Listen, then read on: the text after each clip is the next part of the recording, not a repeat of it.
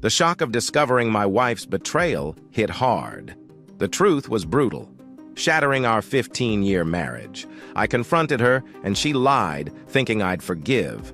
Detectives revealed the ugly truth, and I faced it head-on. The confrontation was raw, and my revenge was precise. I left her life in ruins, planning every move with care. Her regret is my satisfaction. Now she lives with the consequences while I've found peace. This is my story. Enjoy watching it. I knew trouble was coming the moment they walked into the bar. Not the kind where someone gets into a fight, but the kind where I'd have to hear stuff I didn't want to hear. Up until a few months ago, I thought of them as friends. When things went bad, if they had just stayed quiet, there wouldn't be a problem. The ones I found out knew about her affair, I dropped immediately, making it clear we weren't friends anymore.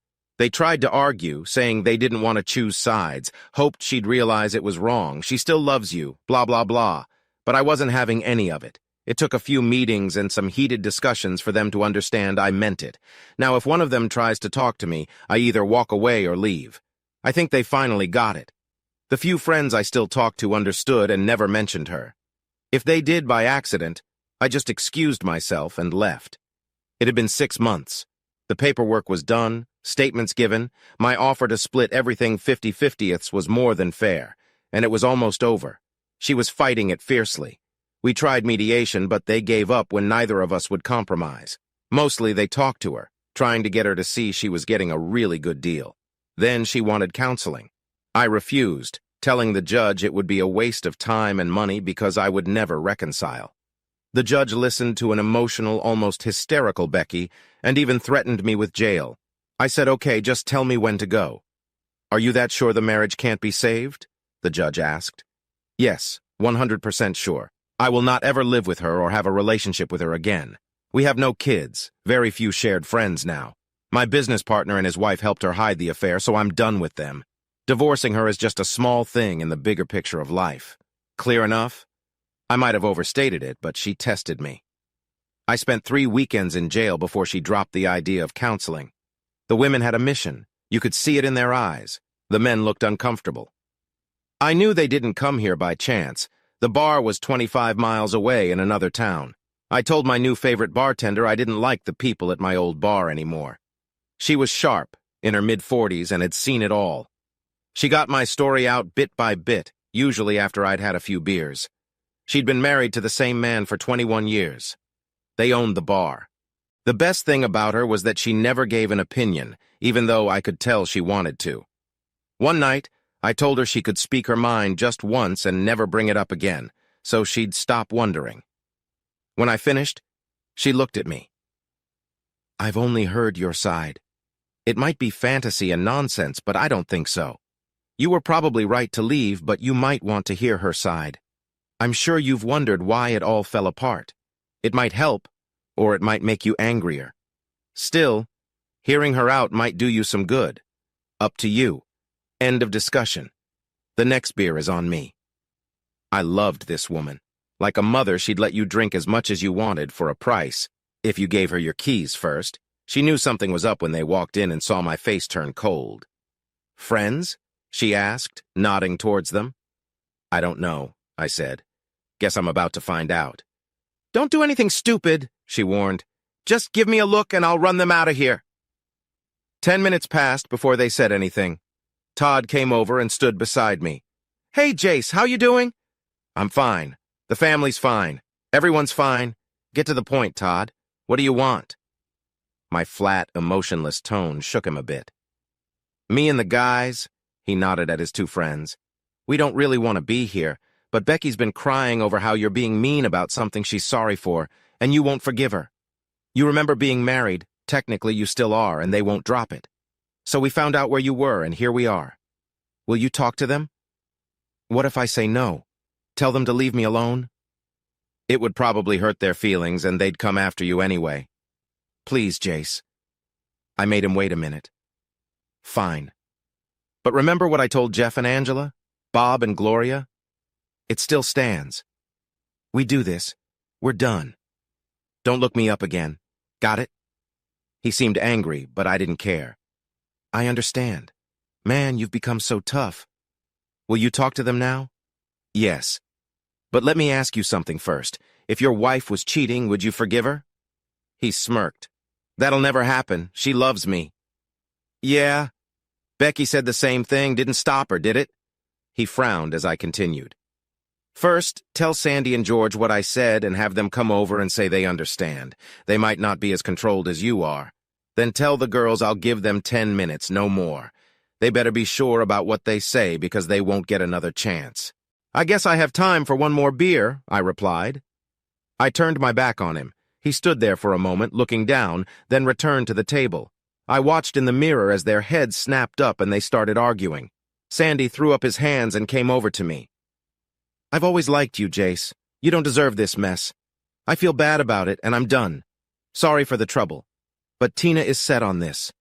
We're going to have a big talk on the way home. This is the last time I'm dealing with her meddling. I guess this is goodbye. He reached out his hand. I shook it. Goodbye, Sandy. You're one of the good ones.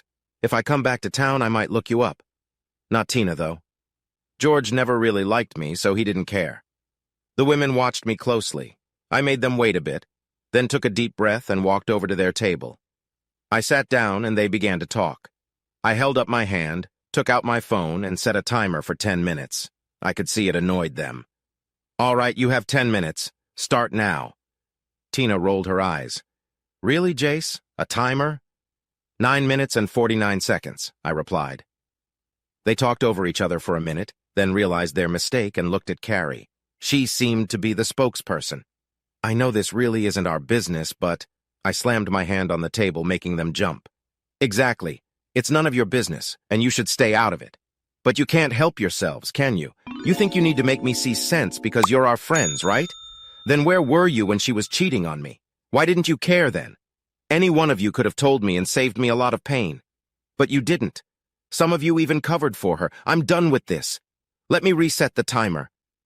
They were stunned into silence before Carrie spoke again, sounding annoyed. Jace, please, it was a mistake. She didn't mean for it to happen. We didn't know what to say. She's miserable. Her parents barely speak to her. Her boss is unhappy with her. She cried when she found out you saved her job. I think she's learned her lesson. Maybe it's time to let go of your pride and take her back. I rolled my eyes. Sorry, I didn't read the handbook on how long I'm allowed to be angry. So now it's all fine? Just forgive and forget? I'm calmer when you all aren't pushing her at me. Do you really think you know what's best for us? They looked a bit guilty, then nodded. Is that how you all feel? I asked. They all nodded again. They started talking over each other for a few more seconds until I stopped them. Let's pause the timer. Carrie, if you found out George was cheating and we all knew and didn't tell you, would it be okay? Would you eventually forgive him because you love him that much? She frowned but said yes. And if the cheating person was a friend, could you forgive them too? She looked very uncomfortable. They all seemed nervous. I'd like to think I could after a while if they were really sorry. I grinned. That's great because Jan and George have been seeing each other for about 8 months now. I didn't believe it at first, but I heard the rumors. Before you ask, I was going to tell you, but I had my own problems. I thought you should find out on your own, like I did. By then, I stopped caring about any of you. That's why I moved away. They said people here were better. So take your hypocritical advice and keep it to yourselves. There was dead silence around the table as I caught my breath. So let the healing begin. Carrie, tell Jan you forgive her. Jan can promise to stop in a few months and everything will be fine. Your marriage will be stronger, just like in the cheater's handbook. I stopped to catch my breath again. Let's get Todd and George over here to help clear the air. And Carrie, don't judge too harshly, or I'll have to tell about you and a guy during your last girls' trip to the beach. Tina, you and Sandy need new friends. This group is old news. We're done talking about me and Becky, but you all have a lot to discuss. I'm leaving now. Let's never do this again. Goodbye. Maybe it was harsh, but I didn't care. There was a huge fuss at the table, lots of yelling, tears, and some slaps. Sandy grabbed Tina and took her to another table. He wasn't loud, but he pointed his finger at her, and she was crying hard. Finally, Marge, the bartender, told them to quiet down or leave.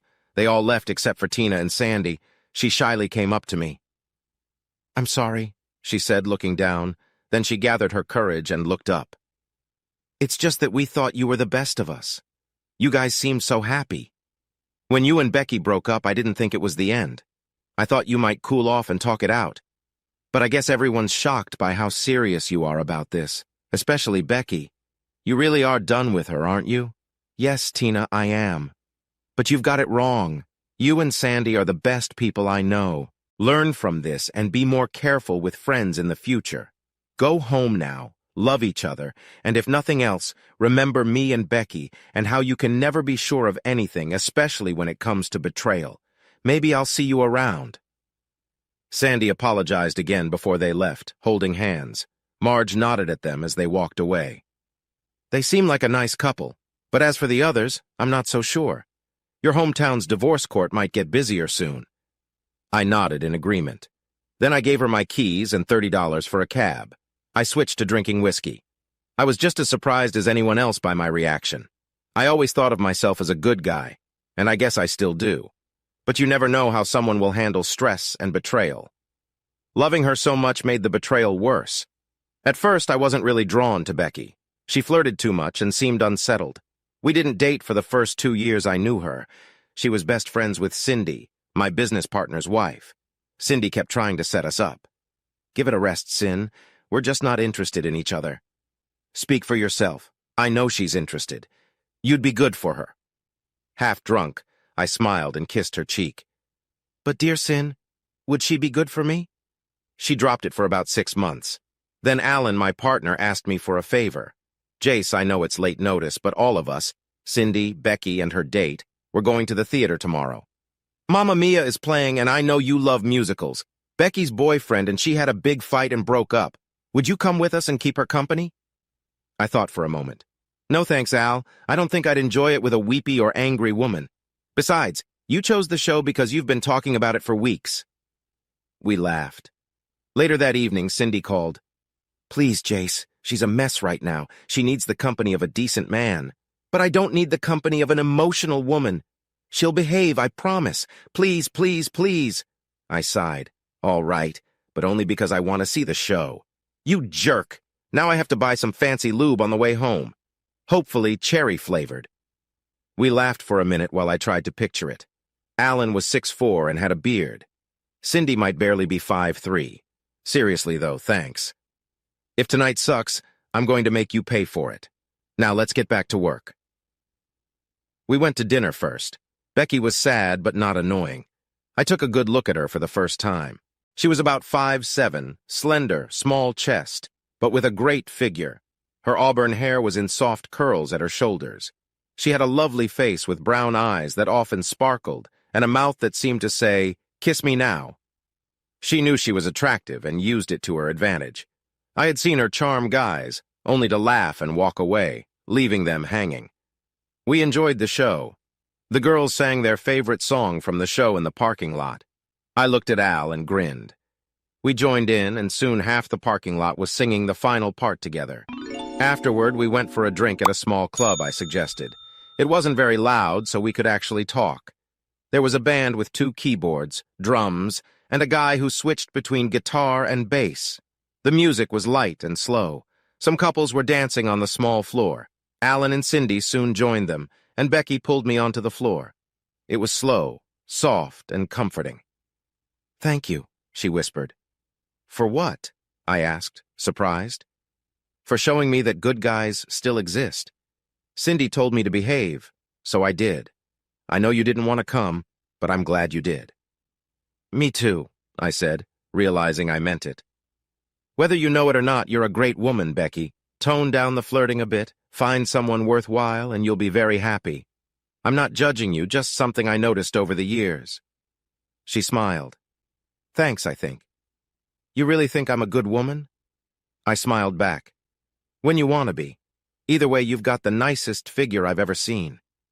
Have you noticed that when we're together, I'm always a step or 2 behind you?" She blushed and playfully punched my arm. "Thanks, I think." The song ended and we walked back, chatting and smiling. Cindy looked amazed. "What were you two talking about?" "How Jace says I'm a good woman most of the time, and what a nice figure I have." Alan almost choked on his drink, and Cindy laughed. I looked at him. What? Don't tell me you haven't noticed? Cindy looked at him, curious. What about my behind, honey? He was stuck for words until I stepped in. You do have a nice behind, Cindy, but hers is even better. But listen, you have an amazing chest. Both women stared at me like I was nuts. Alan started laughing. Stop, Jace. Quit before you make it worse. Honey, you do have a nice behind, and your chest is way better than hers, but it's you I love, and that's what matters. Nice save, Alan, I thought, remembering what a good talker he was. Becky just smiled, turned around, and shook her behind at him. I wished I had a camera that night. Not to be left out, Cindy pulled my head to her chest, nearly smothering me. We all laughed until we cried, had one more drink, and danced 3 more times. Becky danced close to me during the last song, making me feel awkward in a pleasant way. She then pulled back, smiling. You're a good guy, Jace, but you're still a guy. She gave me a good kiss and made me promise to call her soon. I didn't call for 2 weeks. That Saturday, I got a stern call from Cindy. You jerk, she said. She called me that a lot. I hoped it was meant kindly. She was starting to think there were good guys out there, and then you don't call. She's really hurt. Cindy, I said calmly, after she finished. What? What has Alan been doing for the last 2 weeks? You know damn well what he's been doing. You've been keeping him at the office all those crazy hours to finish the Jameson project. Exactly, I said softly. And what was I doing all this time? Making Alan work like crazy because you both practically live at the office. What's that, oh? Yeah, oh. Suddenly, she was apologizing. I'm sorry, Jace, I didn't think. I should have told her. We'll call her now. Tell her if she's still interested. I'll call next Thursday. I will. I wasn't thinking. Later, I often thought about what I said next and how true it was. Relax, Cindy. She's your friend. Of course you want to protect her and help her be happy. I understand. Gotta go. She was still talking when I hung up. I did call on Thursday and she sounded really happy. We set up a date. She wanted to see a movie and then go back to our club. I suggested we also have dinner. We had a great time. The movie was bad, one of those cheesy tear-jerkers, but the dinner and dancing were wonderful. By the time we left the bar, she was holding onto my arm tightly. I surprised her by not coming inside when I dropped her off. She looked disappointed until I explained. I'd love to come in, honey, but Alan and I are working tomorrow. We're nearly done with this big project. This job and another one we're hoping to get will make us a lot more secure, so we're going all out right now.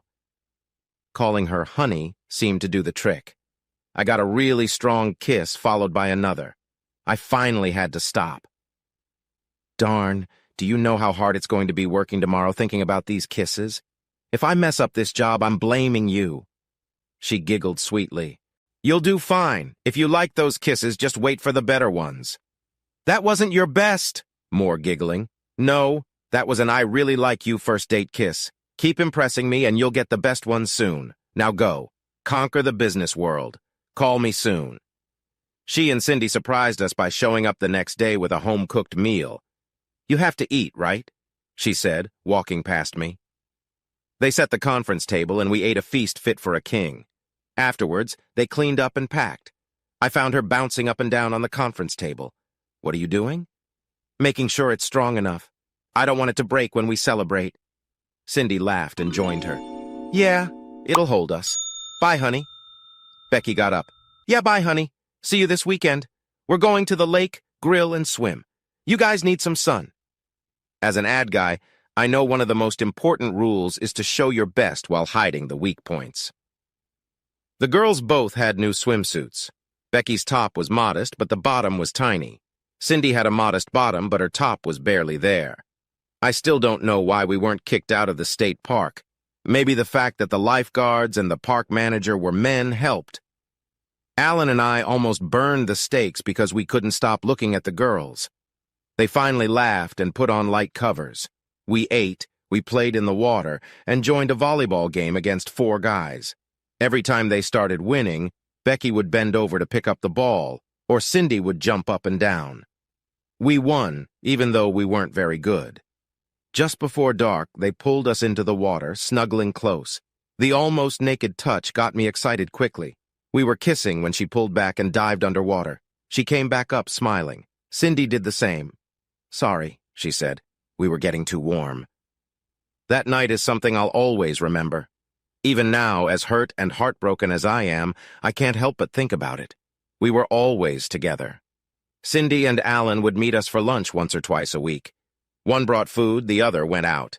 We found out the conference table was pretty sturdy, the couch not so much. We had to replace it after Alan and Cindy had lunch on it one day. We were close to moving in together when we hit a rough patch. I always thought it was a warning I should have paid attention to. We landed a big account we wanted badly. It meant many hours of work until we could afford to hire someone. I usually worked more hours than Alan, so he could spend time with Cindy. Becky and I hadn't gone out in 3 weeks. She was used to getting lots of attention, and it didn't sit well with her. She was grumpy the last 2 phone calls, despite my apologies. One Saturday around 5, I had enough. Screw this, I thought. I planned to call her and spend some quality time. She wasn't home. I called Cindy and she said Becky was out with her work friends after scolding me for not paying her more attention. I wasn't pleased. "All right, if that's how you feel. Tell Alan that starting next week he works every hour I do. Sound good?" She tried to backtrack when I hung up. 40 minutes later, Becky called. "Where are you?" she asked. "I couldn't reach you, so I went back to work. Enjoy your night out. I'll call you tomorrow." She was still trying to talk when I hung up. Cindy had ruined my mood, and I wanted to be alone. I went back to work but decided to eat something. There was a small place down the street from the office that had amazing hot dogs, so I stopped and ate 2 piled high with toppings with a large order of handmade onion rings. After all, I wouldn't be kissing anyone tonight, right? I still grabbed a couple of breath mints on the way out. I started heading home when I remembered a club Cindy had mentioned. It was similar to one we liked, but it focused on jazz. She had read about it and thought it might be a nice change. Maybe they'd be there. Either way, I could check it out. It was a nice place with soft lighting, dark wood, a pub-style kitchen, and a nice bar. They had a 3-piece band, drums, piano, stand-up bass. They were pretty good, even though I wasn't a big jazz fan. I remember thinking Becky would like it when I heard her laugh. It made my day. This had been where she had gone with her girlfriends. She was doing the same as me, checking it out. I started into the lounge area when she came into view, arm in arm with a guy I'd never seen, heading towards the dance floor. It didn't worry me. We were often asked to dance by others. We did, but not often. I looked around the floor and didn't see any single girls. Huh? I decided to hang back and see what was happening. I took a small table to the side and watched. There was no one else at the table. They danced 3 more times, the last with his hand firmly on her bottom. The kiss at the end and the one at the table confirmed it. I hadn't asked her to be exclusive, but I expected her to be upfront if she was seeing others. I can't deny it hurt. It did, a lot. I saw it as a life lesson, and was about to leave when I remembered the remark about being out with the girls. I called the waitress and had her bring them a round of drinks in 5 minutes, tipping her $20. She had the instincts of a good cocktail waitress or bartender. "There's not going to be any trouble, is there?" I assured her, saying I was leaving. They were friends of mine, and I felt silly not noticing before. The drink was an apology because I had to leave and hadn't talked to them. She kind of bought it. I waited a minute and dialed her number. The band took a break, and I heard the phone ring from where she was sitting. She picked it up after saying something to the person next to her. "Hi, honey. Did you change your mind?" Her voice sounded so genuine. "No, I'm tired. I'm heading to bed. Say hi to the girls for me. Where are you? It's really quiet." "The band's on break and the girls went to the bathroom. I'm watching the drinks." The waitress came over with their drinks. They glanced at me, so I stepped out of the shadows. "The hat's nice, isn't it? Tell your friend she shouldn't go into the restroom dressed like that. People might get the wrong idea." Her mouth opened and closed a couple of times before she could react. I was already out the door. I sat in the dark parking lot across the street and watched as she came out, looking around frantically. Her date followed her and said something, but she shook him off. My phone started ringing, but I turned it off. I didn't want to talk. Her date kept arguing, but she kept saying no. He finally gave up and went back inside. I wondered what she was waiting for. 15 minutes later, Cindy arrived in her SUV. I took a different route to my place. Not in the mood for drama, I found a motel, paid cash, and slept for 10 straight hours. When I got home, no one was there. I showered, changed, and left again. I went by the office, but Alan and Cindy were there. I figured Becky was close by, so I drove away to the mountains about 4 hours away. I called and left a message at their house, saying I needed a break and would be back on Tuesday. I slept well. I walked outside, enjoying the sun. I ate what I wanted, whenever I wanted. I even stopped at a tourist shop and bought some gifts. Tuesday morning, I was at the office early. I parked my car out of sight, and Alan nearly jumped when he saw me. He grabbed his phone. "Use that, and I'm gone for the rest of the week. Got it?" He nodded, watching me carefully. "Good. Let's get to work. I feel great.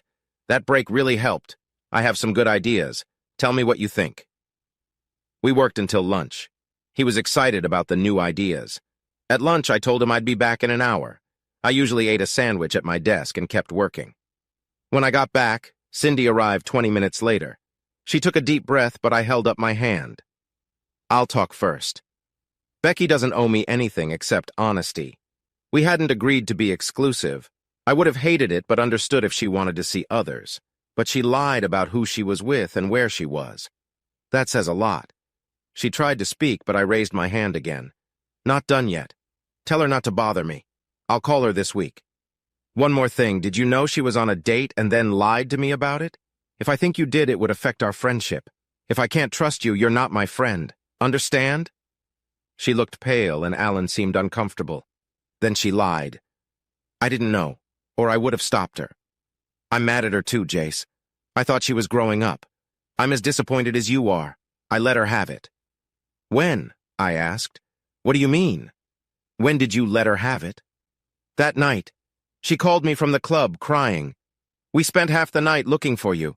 We finally went to my house and crashed for a few hours. You had come and gone while we were asleep. Can I at least call her and tell her you're back and we'll talk to her?"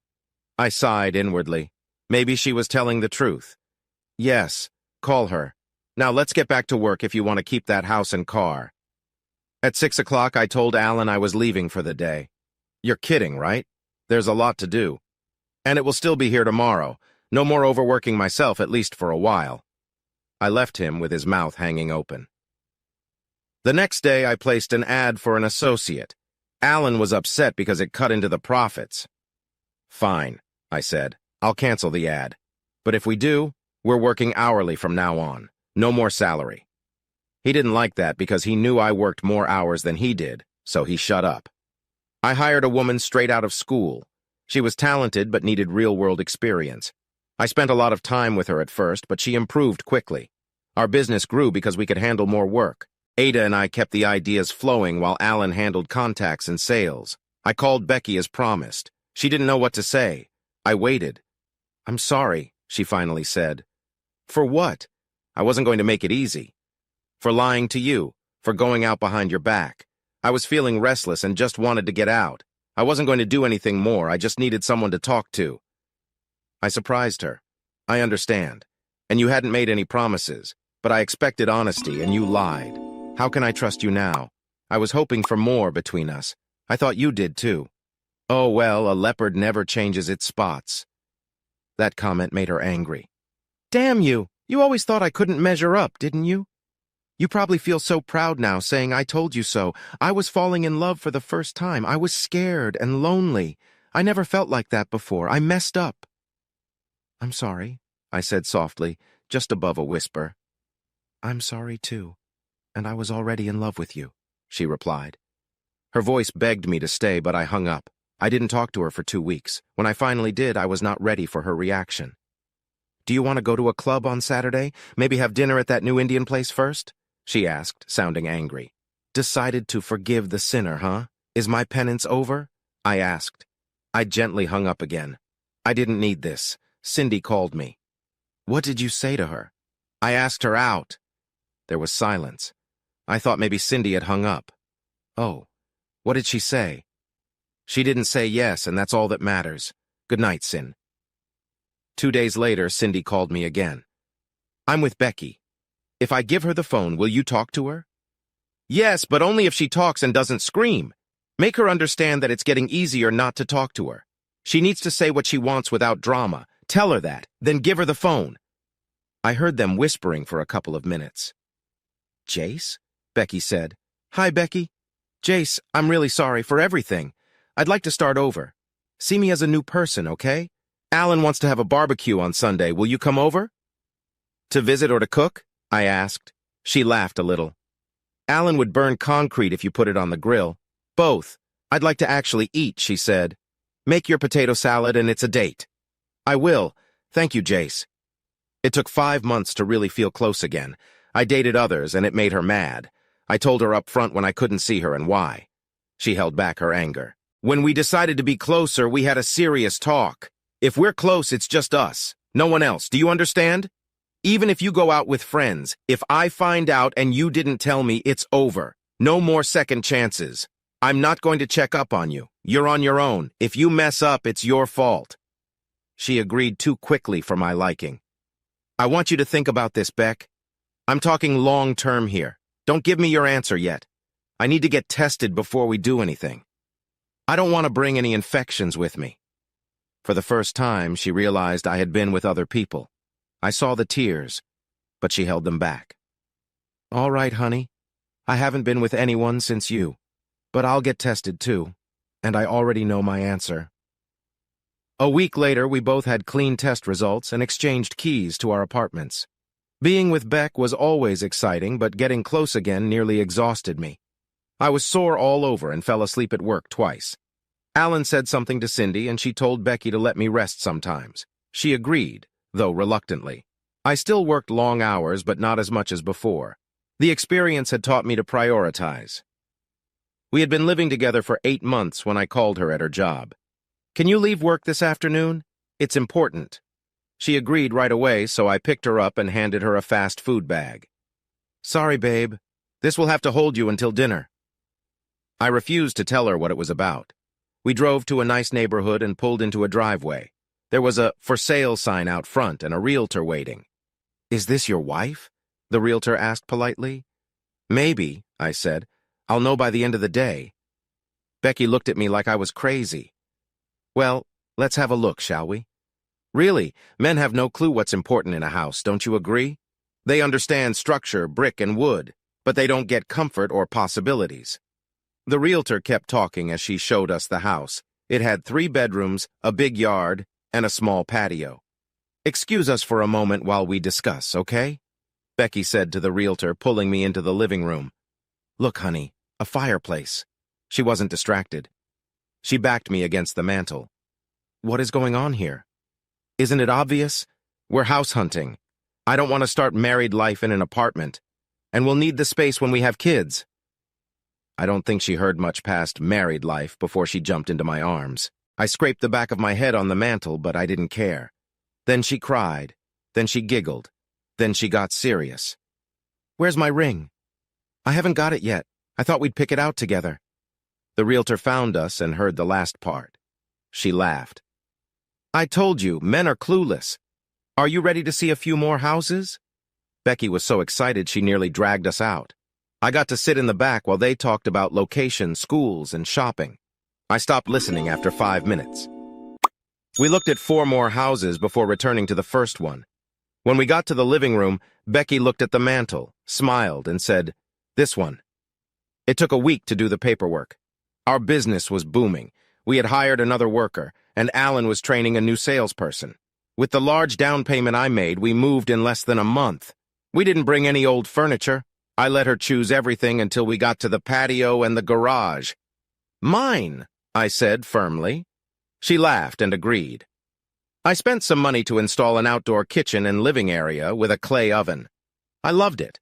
We ended up cooking outside most of the year and sometimes even during the colder months. Cindy was a little jealous, and soon we had new neighbors a block over. It made it easier to share rides to work. I swear they wore a path in the sidewalk, always going back and forth. Things went well for 3 years. Cindy couldn't have children, so they decided to adopt. It was a hard and long process, but they were patient. Finally, they adopted twin girls who were 18 months old. We celebrated with a small party, which quickly turned into lots of tears as we learned what it's like to watch over 2 active toddlers. Your peaceful days are over, I joked to Alan. No, they're not, he said, wiping away tears. They're just starting. Becky and I were quiet as we walked home. I stopped at our driveway. When? I asked. In 4 months. I don't want to be pregnant during the hot summer, she replied. The neighbors must have thought we were crazy, kneeling in the driveway, hugging and crying. Right after that, the economy started getting bad. 6 months later, Becky's company went bankrupt without any warning. She lost her job, her vacation pay, and any severance pay. She was really upset. Calm down, honey. Many companies are failing, including some of our biggest competitors. We're getting more business from their old clients. I might have to work harder, but we'll be okay. And you were great at your job. Someone will hire you soon. But the economy got even worse. She couldn't find another job in her field. Companies preferred to hire fresh graduates for half the salary, even though they had less experience. She worried and brooded. She and Cindy started going to a gym nearby, pushing the kids in strollers. This helped her for a few months. She got in even better shape, becoming really strong. She also started volunteering for some big causes, hoping to meet people who might offer her a job. I didn't like it because she was gone almost every other weekend for some charity event, but I kept quiet, thinking it was good for her. One Friday, she came in late at 2 a.m., waking me gently. I got a job! I'm the new assistant event coordinator for the Sloan Group. Tonight was my trial, and they liked me. They handle 4 major charities. The pay isn't the same as my old job, but it's close, she said, glowing with excitement. She was so happy, and I hugged her, sharing in her excitement. Almost a year went by, and she still wasn't pregnant. We went to see the doctor. He looked at the test results. You're both healthy. There's no reason why you shouldn't get pregnant soon. I think it's the stress from the economy. Stress can affect birth rates. It's the same with animals when food is low or predators are near. Go home. Keep trying. It'll happen. But it didn't happen. The next day, she came to me during lunch. Honey, I need to ask you something, she said, looking nervous. Sure, what is it? I asked. Can I go back on birth control for 1 more year? I want to get comfortable in my new job and build up enough time so I don't lose it over a pregnancy. Just 1 more year, I promise. I actually felt a little relieved. The economy was still bad, and I didn't see it getting better soon, so I agreed. We both had to work harder because many companies were failing. If we didn't take the job for the offered pay, there was another agency ready to do it cheaper. Part of her job was attending events to make sure everything went well. I went when I could, but more and more she went alone. She told me not to worry since she was working. As her husband and a business owner, I was expected to support some of the charities she worked with. We picked 2 that we thought were the most important and committed to them. We even sent someone from our company to represent us at their events. Alan and Cindy helped a few times, but Alan was also very busy, so he stopped going. The economy started to improve, slowly but surely. Becky had been in her job for a year and got a small promotion and raise. We started talking about having a family again. I convinced Ada and her husband to represent our company at some of the events. This kept our name in focus and allowed Alan and me to work more. Ada was doing really well, and even other companies tried to hire her. I told her if she got a really good offer, I wouldn't hold it against her if she left. She assured me no one had made a tempting offer yet. Yet, I joked. I noticed she seemed a bit sad and was avoiding me unless it was necessary. I figured she had finally received a good offer. I called her in to talk. You haven't been yourself lately, Ada. If I noticed, others have too. Is something wrong? Ada was a striking woman, tall, always smiling normally, but now seemed stressed. She looked down and fidgeted with her dress, a sign she was nervous. I've thought a lot about what I'm going to say. My husband has been pushing me to talk to you, so here it is. Please don't be mad. I thought she was going to give me her notice. She took out her tablet, fiddled with it for a bit, then handed it to me. A series of photographs were shown, of Becky and a man I didn't know. There were pictures of them laughing, holding hands, kissing. One had them dancing, and his hands were on her bottom. Her dress was pulled up a bit, showing her cheeks. Another pic showed them kissing fiercely in a dim room. These were taken over the last 3 events we've been to. I don't think she knows who I am or that I work for you. The last time she knew I was there, she spoke to me very professionally. Maybe you knew about this already, but I didn't want to assume. Please don't fire me. I was in shock. It had to be some kind of joke. I imagined going home and Becky would laugh, and all our friends would jump out and say, "Gotcha," and explain everything. But deep down, I knew it was real. I sat for a minute, then told a nervous Ida her job was safe. I asked if she could transfer the images to my computer and make me a copy. She stood up. "You didn't know, did you? I'm so sorry. If you need anything, ask." She came around and hugged me. It was the first time we had ever hugged in all the years we had worked together. "Again, I'm sorry." "I am too," I said. "Please don't tell anyone about this." She promised and quickly left the office, scared of the look on my face. I am usually good with ideas, but I was stuck. So I did what I always did when facing a problem. I started researching. All I had now were pictures taken by an amateur. I needed strong evidence. His name was Johnny Walker. He hated scotch. I should have been named Jim or Jack. I'm a bourbon man through and through. He came highly recommended as one of the best in his field, so I hired him. In just 2 weeks, he got me everything I needed. We met at a bar owned by one of his friends. There were private rooms, and we used one. I didn't want to be seen going into his office, and he agreed. I even bought a burner phone to use just for talking to him, locked it in my desk. I know it sounds paranoid, but if it turned out to be nothing, I didn't want Becky to know I had investigated. That wouldn't end well. "It's all here," he said, giving me a small briefcase. Pictures, videos, interviews with friends and co-workers. Some didn't even know she was married. She doesn't wear her rings at work. They weren't particularly careful. I'm sorry. I handed him a check and picked up the case. He stopped me. "You're not going to do anything stupid, are you? Scorched earth? Violence? You've been very calm, and that can be scary. It's not worth going to jail for. If you can't forgive her, just cut your losses and move on." "I'm not going to hurt them, physically at least. They both knew what they were doing and what could happen if caught." I paused, thinking. "I'm not going to hide money, make wild demands, or play games. And I'm not going to fight to keep her. I should never have to fight for her. She broke the marriage by her own choice. I'm just going to walk away. Does that make me weak? No, it doesn't. It shows good judgment.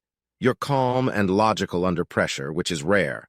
They probably didn't consider the consequences. Few do. Got a lawyer?" I shook my head. I waited for the report. He wrote something on a notepad and handed it to me. "I work with these 3 a lot. They're all good.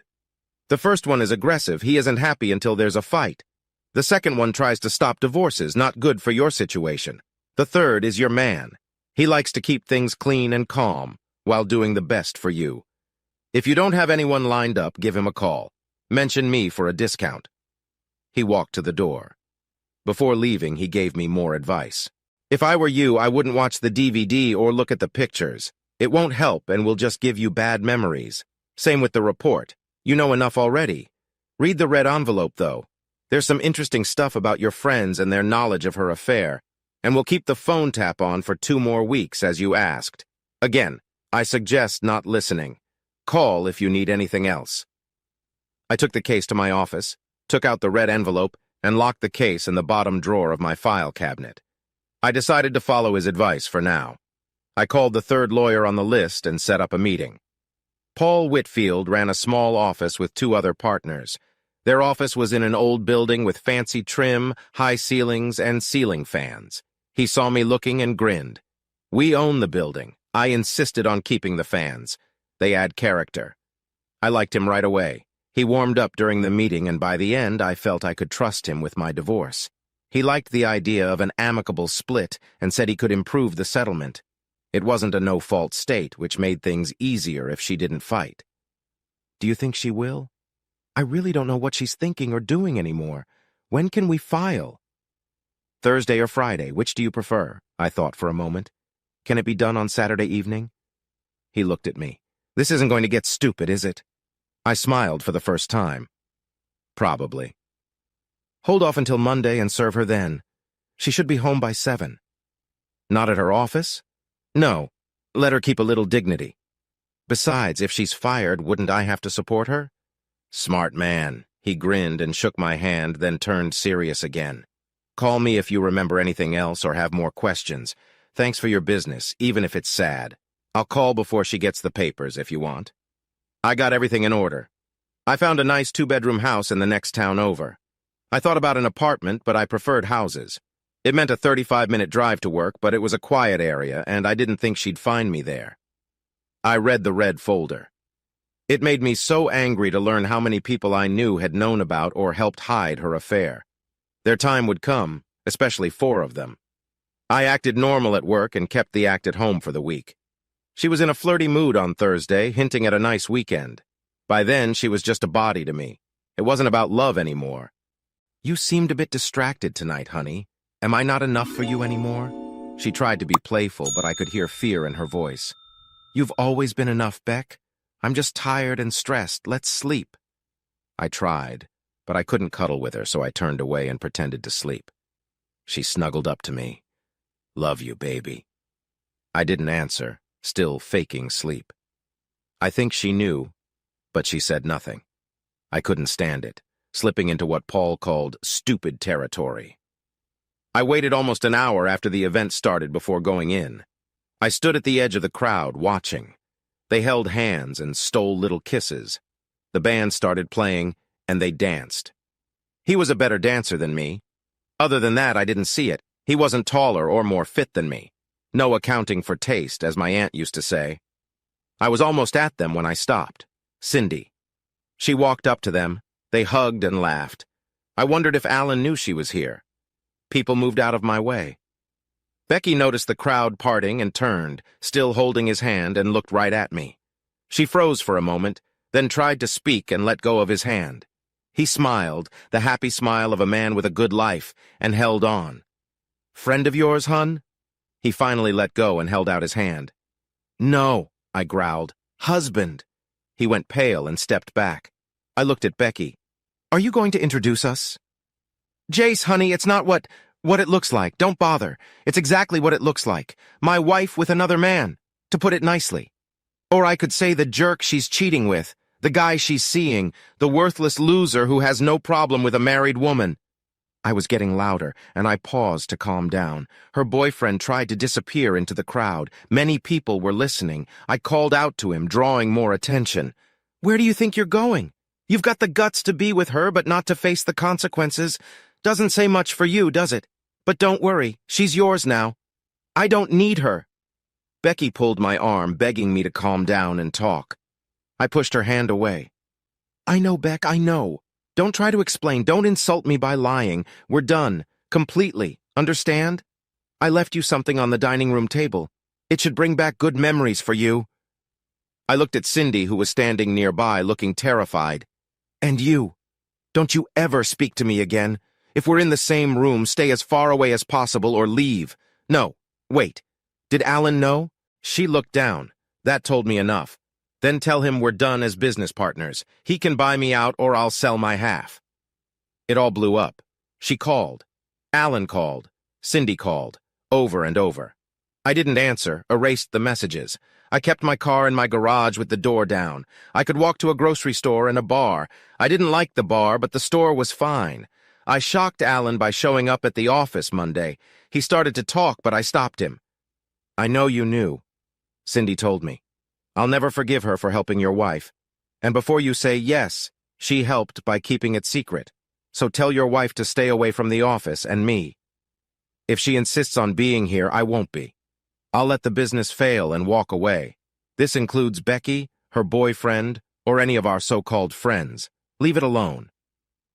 I had already called the police about restraining orders. They told me to talk to my lawyer. By 9, Becky and Cindy were pounding on my office door. I called Alan. "If you want to keep the business, make them leave. Now.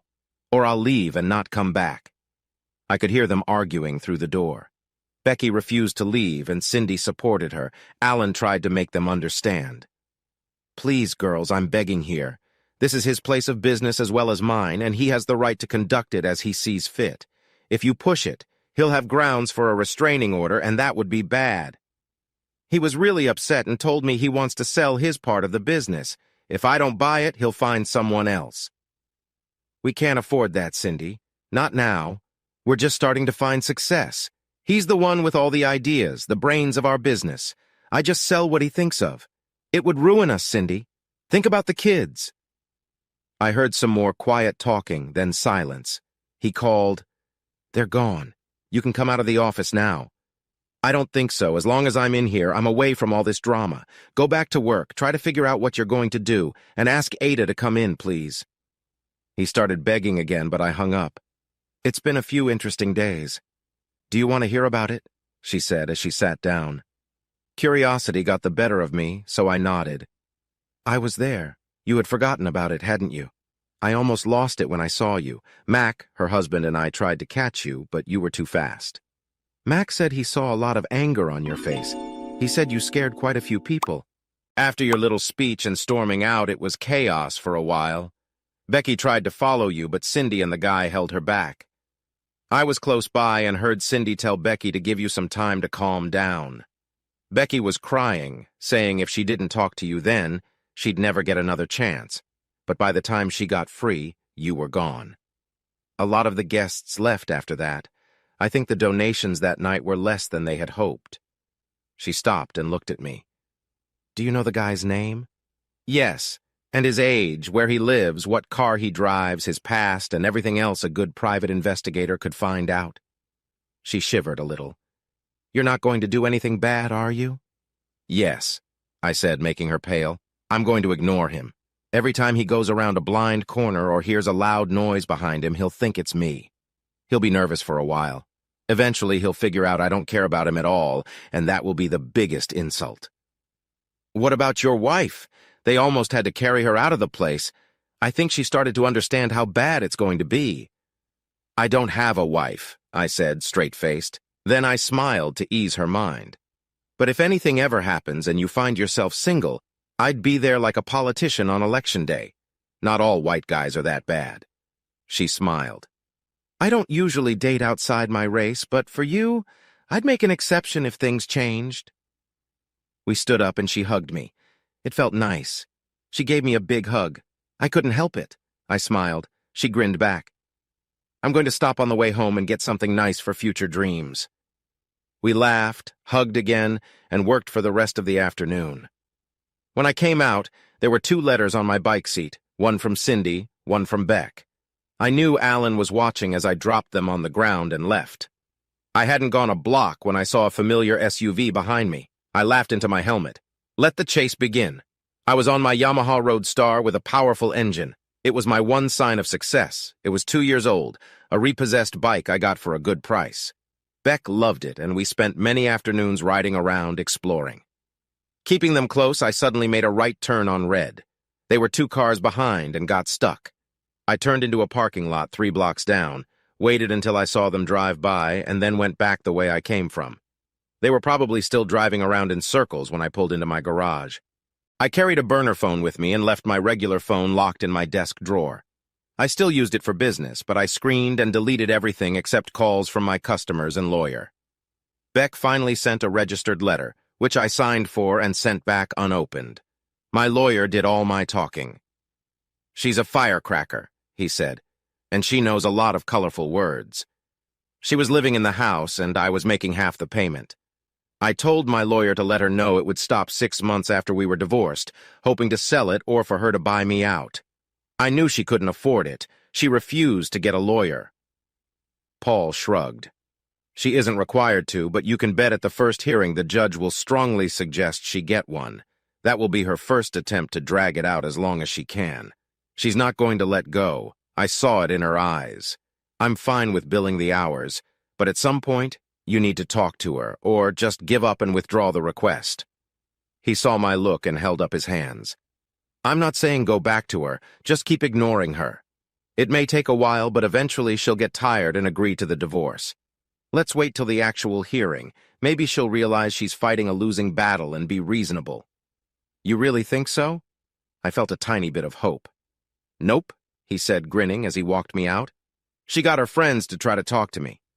Bad idea. Really, bad idea.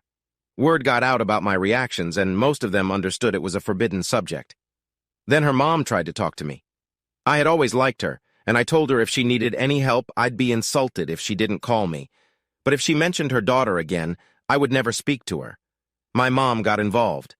I tried to make her see things my way. It didn't work. I left and didn't come back for 3 months. She started in again the moment I returned, trying to get me to be reasonable. I left, and she called me 2 weeks later, crying and promising to never bring it up again. I think she finally understood.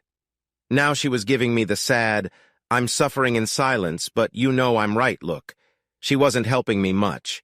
She did mention that I should talk to someone. "Your anger is changing you, dear. It's not good. You need to find your balance again, for your own sake."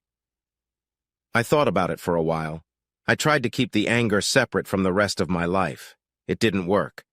It was worst when I saw Cindy. She still came by the office sometimes. She knew better than to say anything. My eyes told her what I thought. Cindy and Alan were struggling. They were stressed, trying to save the business. Alan once tried to talk to me. By then, I was calm enough to hear what he had to say, even if I still didn't trust them. "Please, Jace, I'm begging you. If you pull out, I'll be ruined in 6 months. I've worked as hard as you to make this work. I'll lose everything. The house, the cars. I have kids to take care of. They need a good life." Instead of calming me, it made me madder. "Really? You're bringing the kids into this? Did you ever think about how I would feel knowing my best friends betrayed me? You should have thought about that before. Maybe if you remembered how I reacted the last time she did this, you would have done something.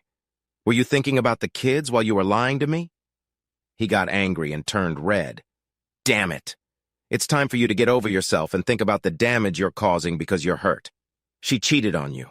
I'm sorry. I shouldn't have let Cindy and me get involved. I was trying to protect you. Do I need to fight you to make you understand?" Wrong thing to say. "You wanted to protect me? Then why didn't you tell Cindy she was making a mistake? Threaten to tell me if she didn't stop? I think you were more worried about the business than me. This cash cow is done, Alan. You're good at what you do. You'll find a job easily, especially now that the economy is picking up. You might not live as well as now, but you'll be fine. Cindy could get a job too. It might be a wake-up call for her. And about fighting me, you have no idea how much I want you to try. My mom says I need to let out some of my anger. Beating you up might help. Now, if you're done, get out of my office. Go work on your resume or something." Alan is 6'4". I'm just 6 feet tall, and he weighs 60 pounds more than me.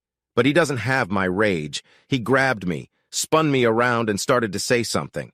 I didn't give him a chance. I swung at him with all my anger and pain. It hit him right between the eyes. He went down like a collapsing building. I stood over him, rubbing my knuckles. "We're done here. Get out and don't come back unless I say so." The door was open, and Ben, our new salesman, was standing there with his mouth open. "I think I'll work from home for the rest of the day. Help him up, will you?" It was 2 days before I went back. Alan had been treated for a concussion and looked like a raccoon with 2 black eyes. From then on, we only talked through email. The punch scared me. Mom was right. I needed help. Kathy Grimes was one of the best therapists I could find. It took 2 weeks to get an appointment. She was about my age, pretty, professional, with a warm and kind manner. Her office walls were covered with family photos, showing she was happily married with 2 preteen kids. "Nice-looking kids," I said, looking at the pictures. She smiled. "Thanks. Do you have any?" "No," I sighed. "I don't think it will happen for me." "Oh, in this field I've learned to never say never. You're young. There's plenty of time. Sit down, chair or table." Her office looked like a cozy living room. In one corner was a simple wooden table with comfortable cushions on the chairs. "Table. Good choice," she smiled. "I find it's more relaxing." She placed a pitcher of water, a coffee pot, and a plate of cookies on the table before sitting down. Homemade oatmeal raisin cookies. Water or coffee? After pouring the water, she got down to business. "First, tell me why you wanted to see me and what you hope to achieve by the end of our sessions." I liked her straightforward approach. "I'm having a tough time. I have anger issues. I want help to control it. I'm tired of being this way. Even I don't like myself much." "That's clear. Now the big questions. What made you so angry? Can it be fixed?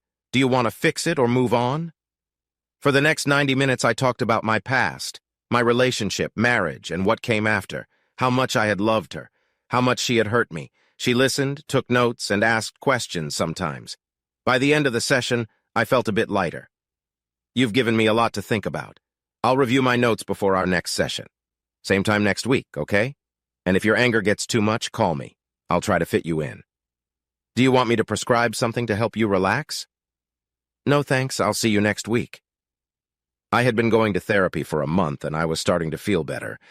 That's when she wanted to share some thoughts. Jace, you're a good guy in a tough spot. You've been deeply hurt, and you feel betrayed. That's why you react so strongly when someone mentions your wife. I see this kind of thing often, but I've never seen someone feel betrayal this deeply. It's eating you up inside. In my opinion, you still love your wife. She raised her hand before I could speak. It doesn't mean you want to stay with her. The fact that your friends either supported her or ignored what she did makes it worse. And when they told you to just move on and forgive her, it didn't help. It keeps the pain fresh. In the end, you have to decide if you'll be happier with her or without her. I thought about it for a few minutes. It sucks either way. She's betrayed me twice now. If I take her back, no matter what she promises, she'll think she can mess up again and I'll just forgive her. I can't risk that. I couldn't handle going through this again. I paused, and she waited. So, I guess we're done. I still love her, but love isn't the issue here. Trust is. I can't ever trust her again, and that says it all. And our so-called friends? I understand it would be a hard conversation, but those who helped her, gave her alibis and kept her secret, they're dead to me. Looking back, I realized they were mostly her friends anyway. I've always been a bit of a loner. I like people, but I don't need to be around them all the time. There's a song lyric, being alone doesn't mean I'm lonely, that's me. She nodded. That fits with what I understand. My opinion is go ahead with the divorce, but you need to talk to her. As long as you don't, she will hope to get you back. Tell her why it will never happen. Make her understand and she might stop fighting the divorce. You fought counseling before, but you seem calm enough now to consider it. It could get you the results you want faster. I can set up joint sessions if you like. Your choice, but that's my advice. I thought about it for a while. I was tired. It needed to be over. Maybe if we went to counseling together, she would finally understand and let go. You think she'll come? She nodded. I'm almost sure. She'll see it as a chance to win you back. But it could be painful. I told her to set it up. I've been in pain since I found out. I'm pretty sure a bit more won't kill me. The sad part was, I knew she still really loved me. I knew because I listened to her phone calls for the next few weeks before I let Johnny remove the taps. In the first days after we split, she mostly called me. The messages I didn't listen to on my phone, I heard anyway. Most were tearful pleas for me to talk to her, to let her explain. After about 50 messages, it was down to one sentence. Please talk to me, Jace, please. Her talks with friends were interesting, especially with Cindy. God, we really messed up, didn't we? Yes, we did. I don't know what I was thinking, Cindy. Why did I do it? She actually giggled. You did it because it was fun. You thought you could have both him and the other guy and he'd never know. I never thought he'd find out either. I'm sorry Alan found out, but I knew he'd never tell because he needed Jace too much. Hell, we all need him. You know he's trying to leave the partnership, right? Says if we do it in our private life, what was he up to in the business? We need to fix this, Beck. The question is how. I see a lot of begging for forgiveness in our future. Becky cried softly. I don't think there's enough begging in the world to fix this, Sin. He's really mad. He left me a folder, pictures, interviews. You'd be shocked how many people were ready to talk against me. I can't believe how arrogant we were. Some of her friends were no better. Most talked about ways to get me to meet her, even considering drastic measures. Most promised to talk to me. Their reports afterward were amusing. One woman really scolded her. I'm done. He almost yelled at us, and we deserved it. He asked my husband if I was okay with you having an affair and helping you cover it up. What was I doing when he wasn't around? I'm still begging for forgiveness. Jack is really mad. I'm pretty sure you're done, Beck. I know we are. I wouldn't ask anyone else to talk to him. Sorry, hun. The other guy called her 3 times. She hung up the first time, but the next 2 were enlightening. Don't hang up, Becky. We're in serious trouble here. We need to talk. Our jobs are on the line. You think I care about the job, Greg? The worst mistake I made was starting to work with you. I could hear his irritation. Get off your high horse, girl. You almost begged for this job. It might have been my idea to fool around, but you didn't hesitate when I brought it up. Speaking of that, want to get together? He's not coming back and you know it. The look in his eyes that night scared the hell out of me. We could comfort each other. He'd never find out. She lost her cool. Remember the last time we thought that? How did that turn out? And if he's already this mad, what do you think he'd do if he found out again? No, Greg, never again. Calm down. It was just an idea. I have to face the board of directors next week. They've heard about our situation. You might get a call too. We need to decide how to handle this. She laughed. Handle this? If they ask, I'm going to tell the truth. We had an affair. It's both our fault. I'll promise it's over and it won't happen again if they let me stay. They probably won't. He tried again. They'll fire me, Becky. Even if they don't fire you. This is all I've ever done. If they let me go and the reason gets out, I'll never work in this field again. She softened a bit. I'm not trying to throw you under the bus.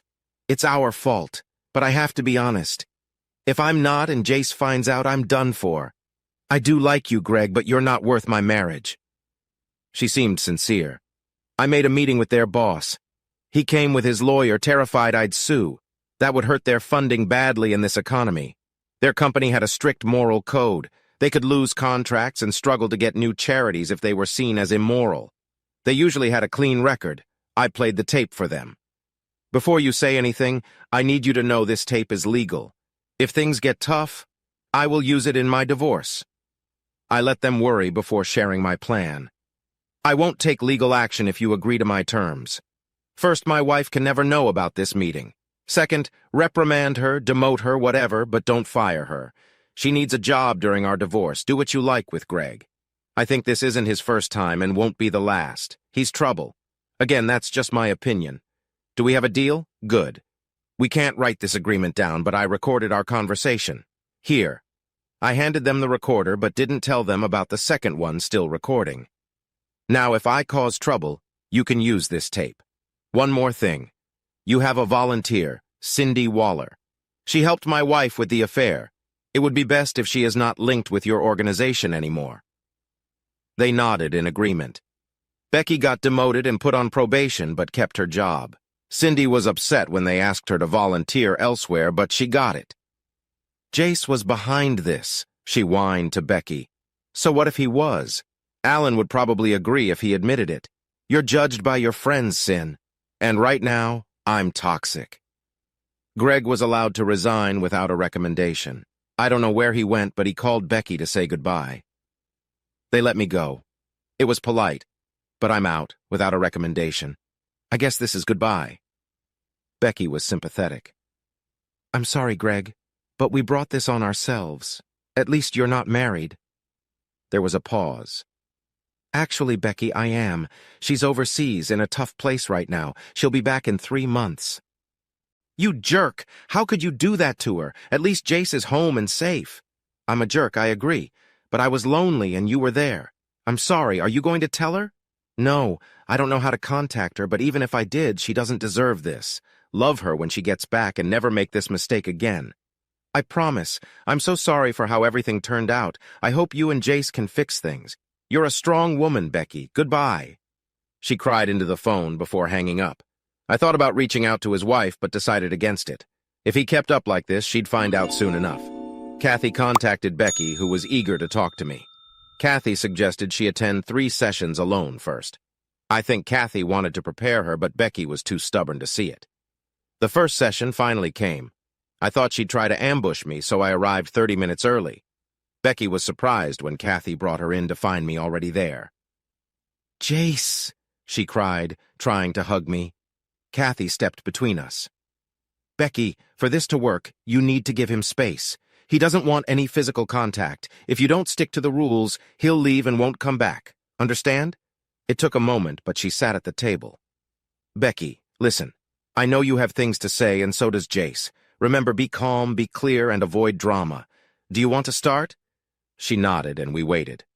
First, I want to apologize, Jace. I know what I did was wrong. You have every right to be angry. I have no excuse. I don't even know why I did it. Was it worth the pain? No way. Would I be that stupid again? Never. But Kathy said being sorry won't change anything if you can't forgive me. I know I messed up and ruined a good marriage. Now, I need to convince you to give me another chance. Will you promise to talk to me? After our therapy sessions, if you still can't forgive me, I'll leave and I won't fight the divorce. I looked between her and Kathy. I could see Kathy's influence. Maybe these solo sessions had helped after all. She waited for me to speak, so I started talking. I know it was hard for you to say that, Beck. I've been thinking a lot these past few days. We've known 5 couples who broke up because of cheating, and they went to counseling to save their marriage.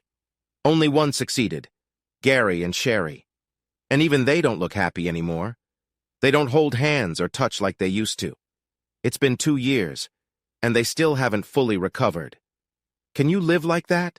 Knowing I'd always be suspicious if you were away for just an hour or two, if I constantly questioned everything you said? Searched your purse, checked your computer and phone regularly? I can't. Becky winced at my words, but kept a determined look. If I get to be with you every night, I could. I'd do anything to show you I've changed and that you can trust me again. I threw up my hands in frustration. Ah, there it is again. Trust. How would you make me trust you again? You lied to me even when we were just dating. I should have seen it then. Now, years later, after all this time together planning a family and a future, you did it again. Were you lonely? Bored because I was busy building a business for us and didn't have time to take you out? Letting this out felt good. Becky looked horrified. Kathy stepped in. Our time is up. I want you to do some homework before our next meeting. Becky, think about what Jace said. Tell him in detail how you plan to gain his trust again. Jace, think about whether you can let go of your anger and try to rebuild your relationship with Becky. Be honest. That's all for now. Jace, can I see you for a moment before you leave? Good night, Becky. We stood and watched as Becky drove away. After 5 minutes, she left the parking lot. Kathy turned to me. You're never taking her back, are you? No, I said sadly. She sighed. I thought so. We need to change the sessions, help her get used to the idea. If you still care for her, be gentle. Being gentle didn't work. Kathy and I tried, but Becky wouldn't give up. Eventually, I just ended it. You broke your most serious promise, Beck. You made it seem easy. Even now, I know you regret the outcome, but I don't think you see how serious it was. For me, it changed everything. But you treat it like spending too much money or crashing a car. Didn't you feel anything? As usual, she didn't answer directly. You talk about feelings. You're the one who's cold. Give me one more chance, please. How can you be so calm while I'm falling apart? You still don't get it, do you? I have plenty of feelings. It's our emotions, not just our minds, that make us human. Animals think, but we love, hate, and desire. I'm just better at controlling them now. I let her talk for another 30 minutes before I raised my hand and stood up. It's over, Beck. Accept it and move on. I still love you, but it's not enough. The divorce is final in 4 weeks. It's best for both of us. You're still young and beautiful. You'll find someone else. When you do, if you ever feel tempted, think of us. He will deserve your best. I walked out, my heart breaking as I heard her cry. Kathy called me 2 days later. I just had a session with Becky. She still thinks she can win you back. Be careful. I'm really sorry it ended this way. I think you should keep seeing me for a while. Shall we make an appointment? I thought about it. Not now. I'll call you in a month or so. Thanks for everything, Kathy. Kathy was right. Becky made one last effort before giving up. I liked her family except for her oldest brother. He was a cop. He was also a bully. We barely tolerated each other. He started pulling me over often just to mess with me and demand I forgive his sister. I talked to Paul, who told me to log the next 4 stops. The brother had to explain his actions to his superiors. The stops ended, but it didn't make him like me more. It was 2 weeks before the final hearing. The sun was shining, and I felt happy for the first time in a long while. The Yamaha motorcycle was running smoothly that Saturday morning when police lights flashed behind me. I pulled over. Without warning, the brother tasered me, handcuffed me, and threw me in the back of his car. I came around as he stopped at a park, dragged me out as I ranted, and handcuffed me to a bench. Then he hooked Becky to me. You will listen now. I'll be back in 45 minutes, and you better be smiling. Becky rambled while I tried to clear my head, apologizing. Can we talk now, baby? I looked at her, trying to find the woman I married in her eyes. She wasn't there. Do I have a choice? I said with a smile. Hand me my phone. I have to call someone. Then I'll listen to you, okay? She gave me my phone. I dialed 911. 911, what's your emergency? This is J.C. Gooding. I'm in Armstrong Park on the south side near the gazebo. I've been kidnapped and handcuffed to a bench and someone else. I repeat, I've been kidnapped. Becky looked terrified and tried to grab the phone. She screamed loudly. A lot of people were in the park. Some started coming over. Sir, a car has been sent. Do you know who kidnapped you? Shift Commander Jeff Sterling. I'm handcuffed to his sister. Help! The car arrived in less than 2 minutes. Becky kept screaming as he tried to remove the cuffs. Her brother then arrived, speeding across the grass and pushing people aside. I'll handle this, patrolman. The patrolman looked at me unsurely. If you leave me with him, you're part of this crime. You might go to jail and you'll lose your job. Call someone from higher up. He made the call, and soon 6 police cars surrounded us. No one was arrested, and I was taken back to my bike. The trouble started the next day. Jeff had everything recorded on his dash cam. Me stopping, him using the taser and cuffs, the whole thing until he put me in his car. I could have pressed several charges: assault, kidnapping, misuse of a police car, and more. Becky would be charged as well. I took Paul with me to meet the district attorney about the incident. My client will keep this simple. He won't press charges if the officer is punished by the police and his wife agrees to not go to their final divorce hearing and stops all contact with him. It's your choice, but if they don't accept, we'll go after them hard. Understand? They had no choice.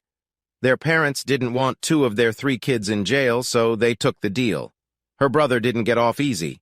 He was demoted, given the night shift, and reprimanded. His chances for promotions were very slim. He couldn't quit because no other agency would hire him. So it was over. I went back to my once thriving business. I tried to move on. Actually, I lost my friends, my business, and my wife. It took a long time before I was ready to date again. My business failed because everyone knew what happened and we lost clients. Thankfully, Ada got a better job offer and left with her trainee. Ben quit soon after. The next month, I walked into the office. There was a note on the door. You win, jerk. Alan found another job. The paperwork is on your desk. Sign it, and the company is officially dissolved. Cindy didn't sign it, but it was her handwriting. There was a little money left. After selling the house and getting my share, I was okay financially. I could even take a year off if I wanted. I took 2 months, got on my motorcycle, and went traveling. I ended up 3 states away, below the Mason-Dixon line. It was one of the prettiest cities I'd ever seen, surrounded by mountains. The people were friendly and relaxed. It felt like stepping back to the 60s because everyone was so laid back. I stayed there for 3 days, visiting tourist spots and doing some research. I checked out a few more towns, but none felt the same. So I went back, got a room for a week, and started looking for a house. I saw some condos and apartments, but I preferred houses with good yards. I found one I liked on my 3rd try. It was a small cottage, 1,200 square feet, 2 bedrooms, with a large yard and a stream in the back. It was far from neighbors. I leased it for a year with an option to buy. Next, I looked for a job and found one at a small firm that worked with new and medium-sized companies. They gave me a few small accounts to test my skills. 6 months later, the boss wanted to talk. Jace, I had to tell him, wasn't short for Jason. My real name was John Charles. I was called JC until my sister was about 4. She pronounced it JC and then shortened it to Jace. It stuck, and I had stopped fighting it years ago. In a typical Southern way, when something important was being discussed, he used both my given names. John Charles, you've been doing great work, so much so that I wondered why you're here. I checked your resume and it was all true. I have a feeling you won't stay long, so I'm going to give you more work. I have a new account for you. A friend of mine owns a successful regional winery and wants to go national. Meet with him, set up some plans, and start brainstorming. This could be great for everyone. If we grow, I want you with us. I was honored he thought so highly of me. The winery owner was a local who had studied in Italy for 6 years before coming home to care for his aging parents. He took over their farm and used the north-facing slopes to grow imported vines. He started small, adding land and growing the winery over time. Now he leased 3 more farms and had doubled his own land. He'd won several local and regional medals for his sweet wines and wanted to enter the national market. He had a distributor ready and needed an ad campaign to get noticed. I went there and did a wine tasting without revealing who I was. Most wines were really good, though some I didn't like. Finally, I introduced myself and asked for Mr. Edwards. He came in quickly, dressed in his farm clothes. We shook hands, and he asked why I hadn't scheduled a meeting. I wanted to try your wine, see how you run things, and maybe work on some ideas. I didn't expect you to drop everything for me. I just wanted you to know I visited and set up an appointment in person. What do you think of my wines? He seemed nervous. I liked most of them, but I'm no expert. I liked them so much I bought a mixed case to take home. While I was talking, I got an idea. I couldn't wait to get back and start working on it. That didn't happen. Jack insisted I call him by his first name and had me follow him around. He explained everything about the winery, the vines, and more. I ended up spending 3 hours with him. In my free time, I explored the area, taking my motorcycle on the winding mountain roads. I had some work done on it to boost its power, and it was fast when I wanted it to be. I also bought a used but reliable 4-wheel drive truck for the snowy winters. I kept my little Dodge Dart. It was great for one person, and I got the top turbo model. It was supposed to go over 180 miles per hour, but I never got it over 110, and that was only twice. The car and motorcycle stayed in the garage, and the truck stayed outside. One Saturday, I found a little bar in the middle of nowhere. There were a few motorcycles out front, mostly Harleys, but also a Gold Wing and some sport bikes. I decided to stop for a beer. The place got quiet for a minute. They could tell I wasn't a local. I ordered my beer and looked around. It was old, but clean and neat. The people seemed to know each other well, joking and teasing each other. The bartender talked a little after serving the second round. "This place has been in my family for 70 years, he said. "We have a good reputation. No fights and no bothering others, especially women. That'll get you thrown out fast." I praised him, knowing the value of a place where you could relax, whether it was with people in suits or jeans. People are all the same despite different incomes. He appreciated the praise, bought me the next round, and left me. A big, bearded guy took the stool next to me. "Yours?" he asked, looking at my motorcycle through the window. "Yeah," he snorted. "Another fancy import. Don't they sell real American bikes where you come from?" He was grinning to show he was joking. "Which one is yours?" I asked. He pointed at an older, modified Harley. "Nice ride," I said. "The forks are from Italy. The carbs, if they're stock, came from Japan. The tires, if they're stock, were made by a British firm but manufactured in France. Still think it's all American?" He stared at me. "Really?" I nodded. "Really. Still nice bikes, though." After that, half the bar joined the conversation. One guy said his Vulcan was made right here in the U.S. We ended up going outside to look at all the bikes. By the time we came back in, I had made some new friends. I started hanging out at the bar most weekends, going on poker runs and riding with the group. They showed me places I wouldn't have known otherwise. 3 months later, I got my nickname. I had been to see Jack Edwards about the campaign we were planning. I wanted to shoot a commercial in his tasting room. It was made of wood, stone, and glass, with a high ceiling and lots of natural light. After I explained, he agreed, as long as we did it on a Monday, his slowest day. He gave me a case of wines I hadn't tried yet, just for an opinion. Many of his wines had names linked to the area. Millrace Red was named after an old mill on his property. Yankee Orchard White was named after a friend's apple orchard. This friend, a transplanted New Yorker, specialized in rare and new apple varieties. Juice from his Pink Lady apples mixed with a medium white wine made a smooth drink that tasted like fresh apples with just a hint of grapes. It had been a long day, and I needed to relax. I had to go past the bar on my way home, so I stopped in. Forgetting how I was dressed, I walked in. The place went quiet for a minute, then the laughter and teasing started. "Where you been? A funeral?" Fat Bob laughed. He was the first guy I talked to when I found the place. We'd become good friends. Sometimes I loaned him my truck if his bike was down and he needed to haul it to the shop. I was about to explain when another voice rang out. "Who's the guy in the suit?" I didn't need to turn around.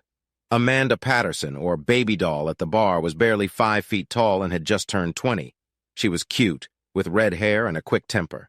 She had a mouth that could make a drill instructor blush. She was sort of a mascot, and nobody bothered her unless she wanted. And I never saw her want. "Hi, Amanda. I got all dressed up to ask for your hand in marriage." I got down on one knee while the bar roared with laughter. She turned red and got mad. Her opinion of love and marriage was well known. I was sure she had some history there. Plus, she hated being called Amanda. That's not funny. And what are you all laughing at? Don't make me come over there? That made them laugh harder. I won't take that as a no, more like you're thinking about it.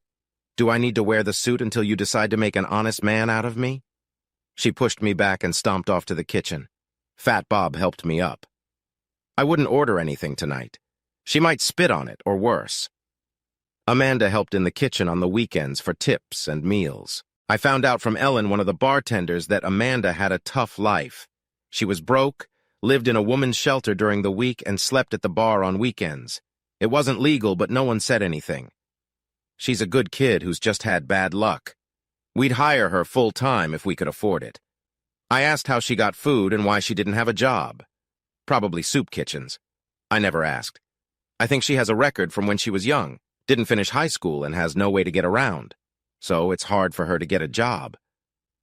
Amanda was there almost every night, staying until she had to go back to make sure she had a bed for the night. I don't know why I did it.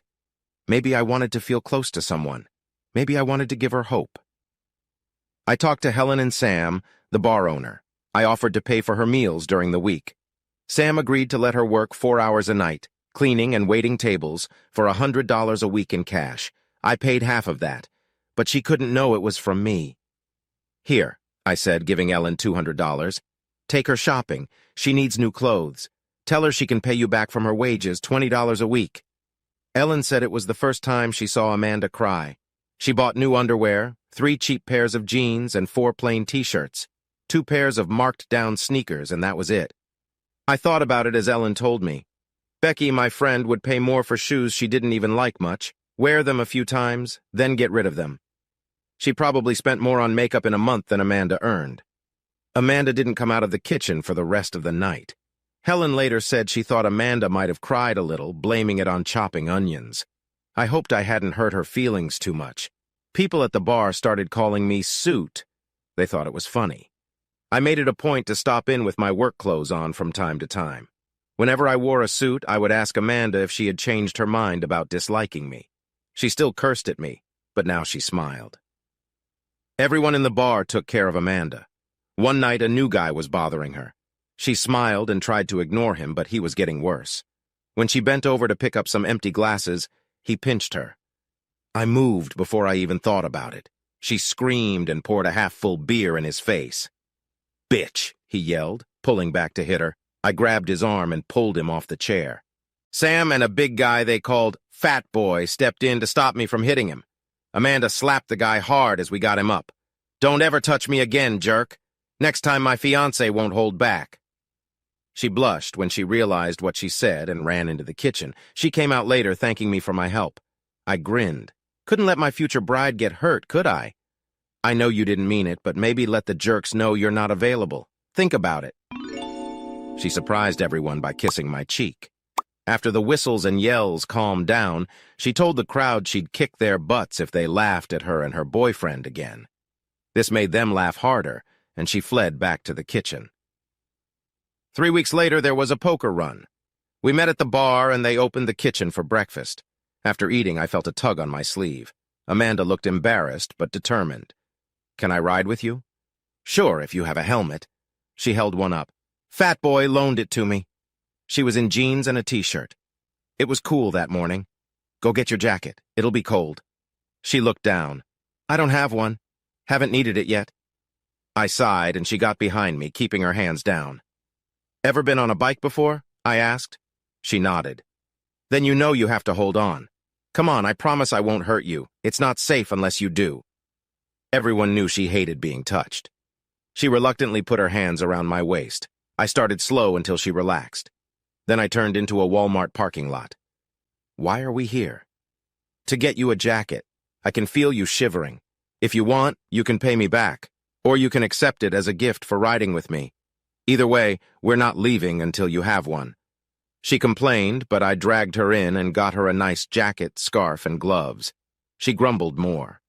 "If you don't stop, I'm leaving you here. You need these. I don't want you to get sick. Now smile and thank me for being a nice guy." She smirked. Thanks, jerk. If you want to waste your money, go ahead. Can we catch up with the others now? We caught up at the second checkpoint. By then, she held on to me tightly. Lunch was at a nice buffet restaurant. She acted like she'd wait by the bike. I leaned in close. Get inside the restaurant now. If you don't, I'll carry you in. Got it? She nodded, looking annoyed, but she didn't stop herself from eating a lot. At the end of the day, she was more relaxed. We won a prize, a $100 gift card to a Harley store. I gave it to her, putting my hand over her mouth when she started to argue. I left it there for a few seconds. When I removed it, her eyes were blazing. If looks could kill. Things went downhill on the way back. It started raining, a cold drizzle that got harder. We were less than a mile from my house and 10 from the bar, so I turned off the main road. When we got to my garage, she hopped off the bike. She took off her new coat, gloves, and scarf and threw them on the floor along with the gift certificate. Her face showed anger and sadness. She completely misunderstood the situation. You think just because you bought me a few things, you get whatever you want? Take these things back, she yelled. She turned and started to walk away. It took me a minute to calm down. Then I got into my car and went looking for her. She had walked about a quarter of a mile and it was raining hard. I pulled up beside her. Get in the car, Amanda. Go away, she shouted, trying to walk past. I grabbed her arm. You have a choice. You can get in and I'll drive you back to the bar. Or you can refuse and I'll make you get in the car. Your choice. She tried to push past me. You wouldn't dare. I was bigger and angry. I pushed her face down on the car hood and smacked her. She screamed, mostly out of surprise. I hit her 2 more times before she started begging me to stop. I'll get in the car. I'll behave. I promise. Please, no more. I let her go and opened the passenger door. She got in without saying a word. We drove for a mile before she started to talk. I held up my hand. Not a word. Or I'll pull over and finish what I started. Then I'll leave you here. Understand? She nodded, wide-eyed. I pulled into the bar's parking lot and opened her door. Out. Now. She got out. I slammed the car door and drove away fast, tires screeching. I didn't return for 3 weeks. After I knew she would be gone, I went back and handed Helen the coat, scarf, and gloves. Here. They're for Amanda. She can use them or do whatever she wants with them. I don't care. Helen and Sam stared at me in shock. Then Helen grinned and slapped me. Why did you do that? I asked, rubbing my cheek. That's for making us deal with her for 3 weeks. We wondered what happened to you. Then Amanda came in crying and didn't stop for 3 days before she told me what happened. She's had a rough life, abused and left alone at 15. Foster homes until she was 18, then she was on the streets. She met a bad guy who treated her poorly. Be nice to her, Suit. She can't handle kindness. She thinks if someone is nice to her, they want something in return. Helen grinned again. She checks the door every time a bike comes by, hoping it's you. She won't admit it, but she likes you. She's gone from angry to sad. Show up when she's here. Talk to her before she drives everyone crazy. I went to the bar the next night wearing a suit. Amanda, come out here. She peeked out of the kitchen looking scared. I softened my tone. Come on, Amanda. I just want to talk. She came out slowly, ready to run. I had already talked to Sam and Helen, so they knew what I was doing. Sam, tell her she's off tonight. Her face went pale and Helen laughed. Just for tonight, Amanda, you still have your job. That's right. You still have your job, just not tonight. Tonight we're going out. First, I'll take you to a place with real food. Hey, said Sam and Helen, smiling. Let me say it better. A place where burgers and fries aren't the whole meal. Then we'll see a movie, one of those sad ones you like. Get ready while I have a beer. People laughed and she blushed. She rubbed her jeans. Jace, I'm not dressed for 10 minutes, Amanda, or we'll repeat what happened that rainy night. Clear? She yelped and ran to the back room. I looked at Helen. Help her look nice and calm her down. Helen kissed me on the cheek. Maybe to you. Everyone cheered when she came out. Helen had helped her with makeup and her hair. She looked great. I took her arm and opened the door for her. The gang grinned and watched as I opened the car door for her and buckled her in. I heard faint cheers as we drove off. Is there a place you want to eat? I asked as we drove. Anywhere is fine, she said, looking out the window. I pulled into a parking lot. Look at me, Amanda. She turned her head. When I ask something, I want a clear answer. Now, where would you like to eat? Want to try something new? Italian, Thai, anything? She looked down and said softly, I've always wanted to try lobster, but you don't have to spend that much. I took her to Red Lobster and got her a plate with 3 kinds of lobster. She was shy at first, but got more confident as she ate. She even tried to share her food with me. Sorry, Amanda, I don't like lobster. Then why did we come here? She asked, confused. Because you wanted to try lobster. Besides, I enjoyed the shrimp. She smiled and tried some when I offered. After dinner, we went to see a movie. There were 8 to choose from, and I let her pick. I didn't know she liked horror, but the gorier, the better for her. After the movie, we got a big banana split with 2 spoons at an ice cream parlor. For someone so small, she sure ate a lot. Everything was perfect until we passed a bank with a flashing sign showing the time and temperature. Oh, no. Oh, no, what? I asked. I've stayed out too late to sleep in the homeless shelter. You'll have to take me back to the bar. All right, I said, driving her to my house instead. She sat still as I turned off the car and the garage door closed. Amanda, listen. I have 2 bedrooms. One is yours for the night and has a lock. You can sleep in a comfy bed, take a nice shower, and even get breakfast. No strings attached, I promise. I'm going inside now. If you don't trust me, lock the doors and sleep in the car. I'll wake you in the morning. It was 30 minutes before she came inside. Where's the bedroom? I showed her, got her towels, gave her a shirt to sleep in, and went to bed, chuckling as I locked my own door.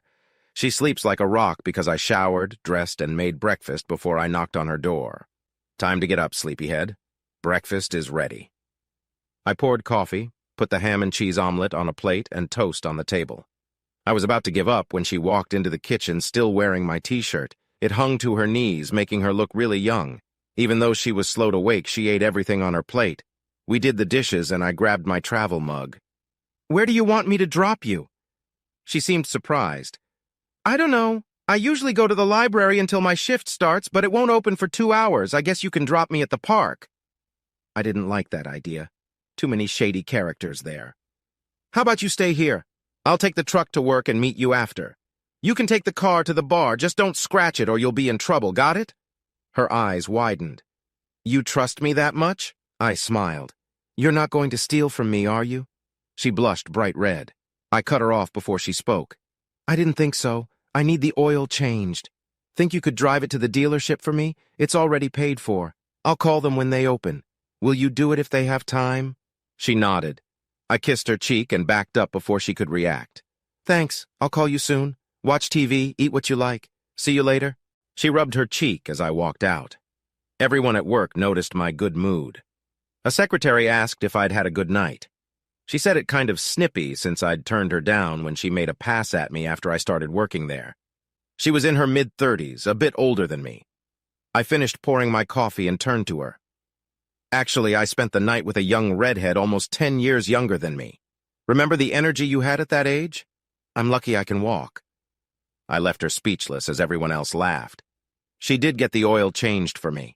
I was amazed at how clean the house was when I returned. It sparkled.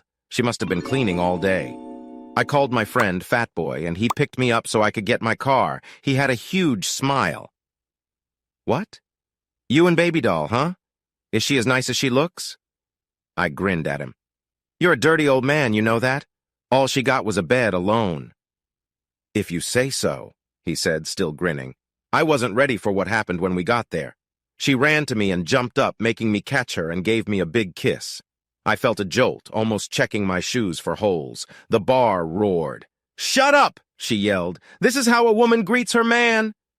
I was surprised by her feelings. She stuck close to me, so much that Sam told her to get to work or she'd be fired. When I was leaving, she asked if I could wait and drive her to the shelter. I couldn't say no. I warmed the car and waited. She came out with a big backpack that I had to put in the trunk. What's in here? Everything I own, she said, getting into the passenger seat. There's no safe place for it at the shelter. It would get stolen in a blink. I thought about how sad that was as I drove. When I missed the turn to the shelter, she spoke up. If I don't get there soon, I won't have a place to sleep. You're not sleeping there tonight. You've got a room at my place. You earned it for cleaning the house and running errands for me. Consider it a thank you. She started to argue, but changed her mind and turned the radio to a station I hated, cranking the volume. Tonight, instead of going to bed right away, she took a shower, put on one of my teas, and flopped on the couch. She grabbed the remote and started changing channels. "Hey, I was watching that." "It's boring," she said. "Besides, I'm your guest." She picked a show about 4 girls with a secret. I lasted 5 minutes. "If you're watching that, I'm going to bed before my brain melts." "Good night, Amanda." I could still hear the TV loud when I fell asleep. The next morning, she woke me up by banging on my door. "Breakfast, sleepyhead," she said, copying me from the day before. "Eat it while it's hot." Sausage, home fries, and grits. I was still getting used to them since I wasn't from the South. But I'll admit, they were growing on me. "You don't keep much food around, do you?" she asked while I ate. "I'm a single guy. Not home much, no reason to," I said around a bite of sausage. She stacked the dishes when I finished. "Do you need a ride tonight?" I asked as I walked out the door. "I'm off tonight," she said. "But don't worry about me, I have things to do." "Will I see you tonight?" She grinned. "Maybe. Have a good day now." I thought about her off and on all day. She was getting under my skin. I had dated a bit since Becky, nothing serious. It was enough to keep me from feeling too lonely. I wondered how much my feelings for Amanda were from pity and how much was real attraction. I weighed the reasons for and against trying to start something with her. She was much younger than me. She had a rough past, was loud, used a lot of cursing, and sometimes acted before thinking. We had nothing in common. But when she let her guard down, she was sweet and loving. She was smart, strong, and dealt with tough times with dignity. I realized she'd be a great mom, fierce and protective. The thought of her pregnant made me smile. She didn't know it, but she was beautiful. She would be even more so if she dressed better or knew how to use makeup. And her beauty went deeper than her looks. I wondered where she had gone as I drove home. The thought of her in the shelter made me feel really sad. She deserved better. The smell hit me when I walked in the door. I don't know what it was, but it made my mouth water. She must have heard the door because she came out of the kitchen, hair in a ponytail, wearing an apron. I stood amazed when she went up on her toes to kiss my cheek. "Hi, honey, how was work?" she said, then burst out laughing at the look on my face. She got serious. "I made you dinner. Nothing fancy. I'm a good cook, but I haven't had much chance to practice lately. It'll be ready in 30 minutes. Sit down, I'll get you a beer, or would you rather have tea? After we eat, I need to talk to you." I knew it had to be serious by the look on her face. "Tea would be fine. Anything I can do to help?" She let out a sigh of relief. "I got it. Sit." Dinner was great. Roast pork, basil and rosemary roasted potatoes, asparagus, and homemade bread. Probably the best meal I'd ever eaten. I stuffed myself and got a little embarrassed. She smiled. "I'll take the mass consumption as a compliment. Ready for dessert?" She had made banana pudding. I was almost in a food coma when I pushed back from the table. She sent me into the living room while she cleaned up. When she was done, she pulled a chair directly in front of the couch. "Did you like supper? Is the house clean enough for you?" "Baby doll, I've never seen the house cleaner. And dinner was excellent. Where did you learn to cook like that?" She looked sad for a minute. "Mama wasn't much, but she was a great cook. She taught me a lot before the alcohol got her." I wanted to hug her badly right then. She pushed away her memories and looked me in the eye. "I want to make a deal with you, John Charles. I'd like to rent a room from you. I can give you $50 a week, plus I'll cook and clean the house, do the laundry, and even mow the yard. I won't get in your way, please? These last couple of nights have made me happier than I've been in a long time. I just can't face going back to the shelter. Please?" She looked at me, full of hope. "No." Her face fell and tears started. "I'll get my things. Will you drive me to the shelter?" "No, you're not going anywhere until I talk. So sit, listen, and don't interrupt. Promise me." Her face was a mix of fear and hope. She nodded. "I'm happy to let you live with me under these conditions. 1, you will not pay me anything. Your rent will be keeping the house clean, doing the food shopping, and making meals. 2, I enjoy yard work, so I'll do that. 3, you keep your job at the bar. You can drive the Dart for work and household needs. 4, and this is the big one, you have to go back to school, get your adult high school diploma, or at the least a GED. She sat with her mouth open. I knew she felt bad about not finishing school. Maybe this would push her to do something about it. She finally nodded. I'll do it. But on the school thing, will you help me? I'll need it. I relaxed, smiling. I'll do everything short of actually doing it for you. Do we have a deal? She jumped into my lap, kissing me until she realized what she was doing and jumped back off. Sorry, she said, turning red. I grinned. I've got one more condition. You have to give me a goodnight kiss every night and one before I go to work every morning. No deal otherwise. She glowed again, then grinned, holding out her hand. Deal. We shook and started a wonderful and curious stage of our lives. I asked her the next morning where the food had come from. She gave me the receipts. I paid her back, then gave her my debit card, telling her to shop for food and anything else she thought we might need. I grinned all the way to work, my cheeks still tingling from the goodbye kiss. No one could wipe the smile off my face that day. Gail got catty again. Apparently happiness made her angry. See your young girlfriend last night? Yes, and this morning. She moved in last night. You should find someone, Gail. It would make you a much nicer person. Her look could have turned milk sour. The guys at the bar teased me, but they smiled while doing it. Sam shook my hand and Helen kissed my cheek. You're a good man, Suit. I knew she'd get you sooner or later. We're just roommates, Helen. Nothing is going on. She just smiled wider. If you say so. Amanda grinned so hard her cheeks looked like they might cramp. I was about to order a burger when she stopped me. Your dinner is in the fridge. Microwave for 3 minutes. I hope you like it. I had one beer, played a game of pool with Fat Boy, and went home to a nice meal. She got off work at 9:30 when the kitchen closed and was home by 10. She went straight to shower. I smelled like old fries, she said when she came out in a robe with a towel on her head. What's on TV? We settled into a simple routine. I did the yard work and washed the cars while she cleaned the house. She made most of the meals, but I insisted on taking her out or grilling for her once a week. On Sundays, if the weather was nice, we'd go for a ride, alone or with friends. She got a new nickname, Mrs. Suit, which she pretended to dislike but smiled about. Her 21st birthday came, and I threw her a surprise party at the bar. She even got presents. Soon she was crying, something she rarely did. She surprised everyone by hugging them in thanks. I gave her a day at a spa with hair and makeup done, and a gift card to a fancy store.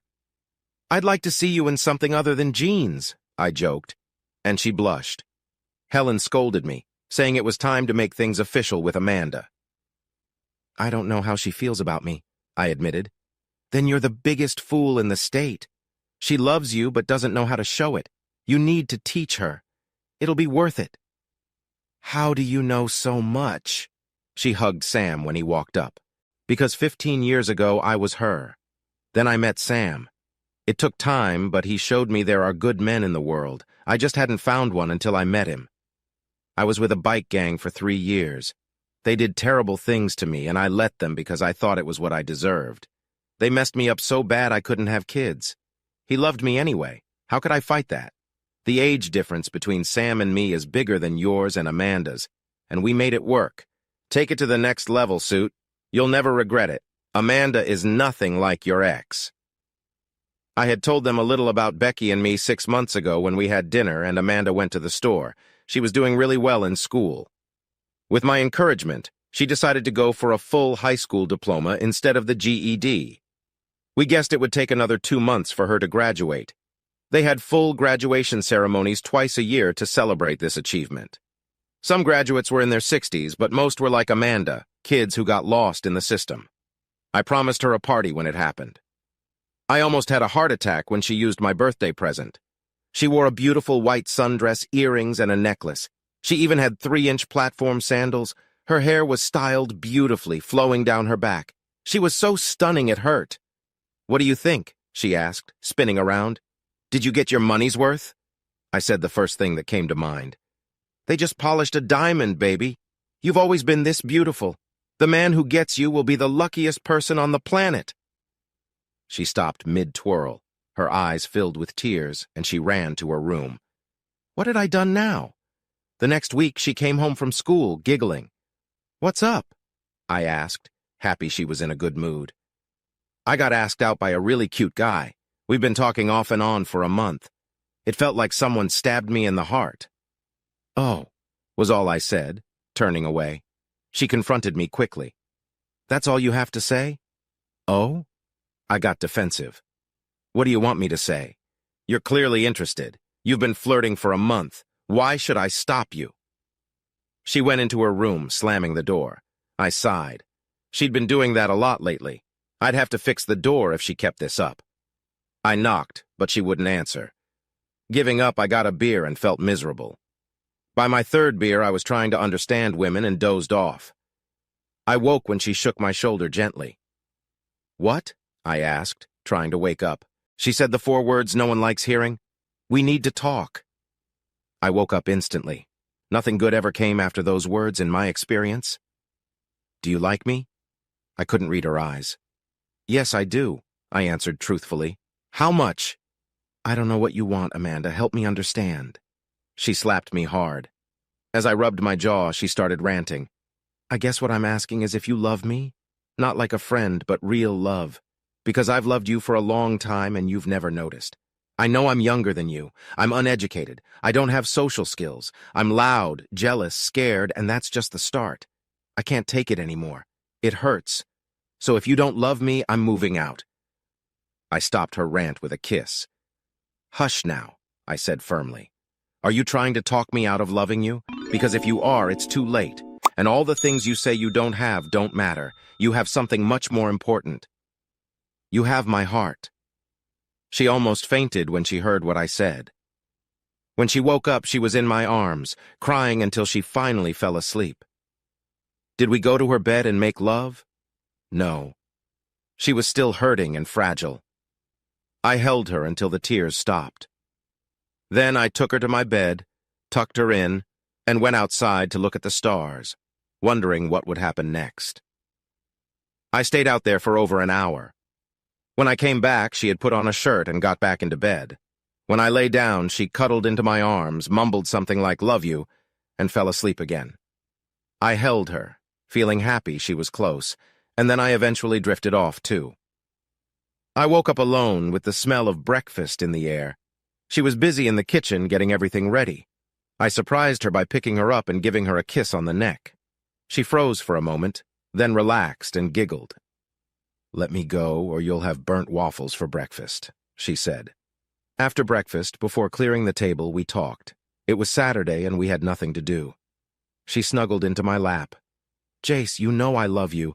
Please go slow with me. I have a lot of past issues." She told me her story with tears and hugs in between. She was happy until she was 10. Her dad died and her mom was weak and got lost in sadness and bad choices, ending up drinking too much. There were stepfathers and boyfriends. When she was 15, one tried to attack her. She fought back and told the school.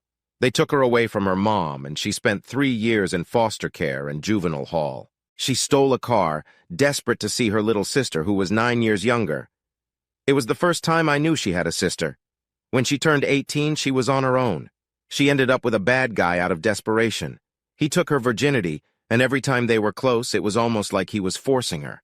Then he wanted her to work for money, so she ran away and ended up here. My heart hurt for her. "I want to be with you, Jace, but I get scared. Help me." So I did. I even found her a therapist. 4 months later, it happened. We had been getting closer, touching, talking. She felt safe enough to be around in small clothes and wore pretty gowns to our bed, which she hadn't left since I brought her there. Amanda didn't like alcohol, but enjoyed some wine from our client. After half a bottle one night, she opened up. I still took it slow. I kissed her from top to bottom, taking my time. When I reached her middle, she was so excited that she reacted strongly. "That was amazing," she said, holding my head. She reacted again 5 minutes later and then pulled me up, crying. She moved on top of me. "Like this, please. I need to be in control." She was so tight, it took a few minutes to fit inside her. 10 minutes later, she was moving fast, and I followed her lead. It was wild and intense. She collapsed on my chest, exhausted. The next morning, she woke me up, touching me gently. "Can we do it again? I'll let you lead this time." She had her first big moment while I was on top, crying out happily. It was even more intense when we tried a different way. She was so small I almost couldn't see her under my hands. We finished and went back to sleep. She woke me up the same way again. I could get used to this. "Can you do what we did earlier, then let me switch?" she asked. She reacted again before moving on top of me. 5 minutes later, she was going fast again, and I followed. We didn't ride that day. The thought of sitting on a bike was too much for her. We stayed in bed until afternoon. Then I made her get dressed. She drove the car, calling it hers proudly. We went to the mall, and I took her to a jewelry store. "Pick one," I said, standing in front of the engagement rings. "Really?" she asked, already tearing up. "Really?" I said, kneeling down. "Marry me."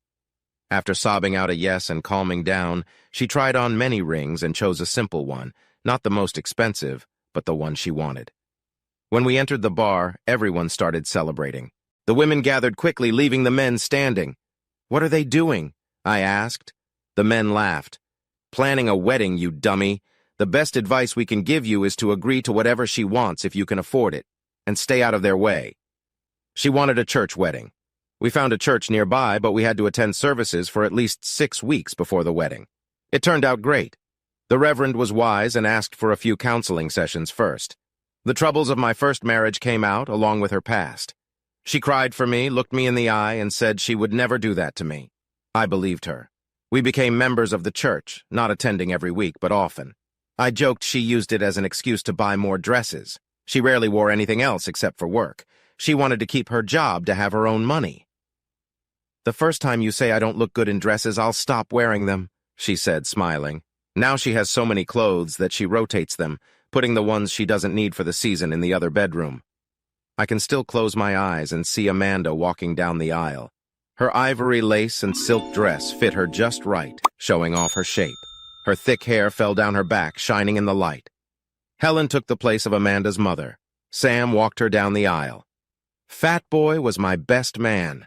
Everyone from my job was there except Gail, and nearly everyone from the bar came too.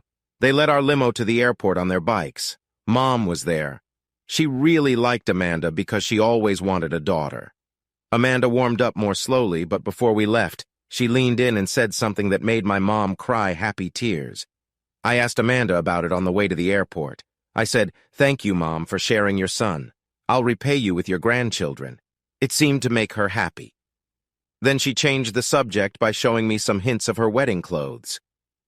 We honeymooned in Belize because I had been to Cancun on my first honeymoon, and I did not want to have the same memories. I found out it was the first trip out of the country for Amanda. It was actually her first real trip anywhere. We had so much fun. We enjoyed the beaches, and Amanda stayed under the umbrella a lot because her fair skin didn't like the hot sun. I loved watching her red hair shine as she walked. She surprised me by taking me to a beach where people didn't have to wear tops. Amanda took off her cover, wearing only a tiny bottom piece. "Keep your mouth shut, honey. I wanted to give you something to remember. Me walking around almost naked while men drool over me should do it. Knowing that no one but you will ever touch me should make it even better." I'll admit it. I had to jump into the water every 5 minutes, trying to calm down. The water was so warm it didn't help. Her body was small but nicely shaped, making her curves look bigger than they were. Her backside made men stop talking as she walked by. I saw one wife poke her husband because of it. That night we made love passionately, almost exhausting each other. 6 wonderful months went by. I made Amanda quit the bar so she'd be home with me. She complained, but did it. She had a secret smile I knew well. She was up to something. To fill her time, she went back to school studying for a degree in hospitality and food management. I supported her fully but didn't really understand her choice. One day she called me at work sounding scared. "Honey, I need you to come home. Now. It's important." I left right away. She was pacing back and forth, clearly upset. She rushed into my arms. I was starting to feel worried. I knew it was bad when she started with, "Honey, do you love me?" Do I even have to answer that? She relaxed and took my hand. "I've got something to tell you and something to ask you. Please listen to me before you say anything." She had been looking for her sister for a few weeks, wanting to connect. Her sister was 12 now, and Amanda hadn't seen her since she was 4. It bothered her thinking about how good her life was now and remembering her experiences in foster care. First, I found my sister. She doesn't even remember me. That was pretty hard. She looks a lot like Dad. That's great, honey. She'll warm up after she gets to know you. Is she in a good home? Adopted? Details, honey. I'd love to meet my little sister-in-law. I was excited, knowing how much she wanted this. A tear ran down her cheek. No, she said sadly. She wasn't adopted, and she was in a bad place when I found her. A place so bad they had to take her and the other kids out. Where is she now? You haven't lost her again, have you? She hugged me. No, she's really close. She took my hand, holding it tightly. She's in the spare bedroom. Wow. After I collected my thoughts, I had Amanda bring her out. She was only 12, but already taller than Amanda. Her hair was black, her nose a little broader, but apart from that, they looked like twins. Same mouth, same elegant neck, same expressive hands. Amanda introduced us. I went to hug her, and she backed away, so I held out my hand. It's nice to finally meet you, Celeste. Amanda talks about you often. Then where the heck has she been while I was living in that awful place? Why hasn't she come looking for me before now? I could have been here years ago. The sheer anger in her voice shook me. Amanda stepped in. I'm here now, honey. I came for you as soon as I could. 4 years ago, I couldn't take care of myself. No way I could take care of an 8-year-old. I had to grow up first. I'm sorry if you're angry. Let's see if we can make it up to you. Celeste was on a roll. Oh, that's just great. Now I get to live the perfect life? Wear fancy dresses and giggle over boys? Guess what? I know all about boys. Why do you think they closed the home down? Guys want one thing, and it's right here. She grabbed her crotch. Just as soon as you're out the door, your husband here will try to make me do things. Let's get it over with. Give me some money and let me go, and I'm all yours for the night. Deal? Amanda was shocked into silence. I was furious. Maybe we'll just give you a warm bed for the night and send you on your way tomorrow. If what you had is better than what we're offering, go back to it. Come to think about it, I haven't offered you a thing. I tell you this. If we talk it over and decide we want you with us, you'll keep a polite tongue in your head and not give us any trouble. The most important thing in my life is my wife, and I will not have her hurt or suffer because you had a hard life. Hers hasn't been easy either.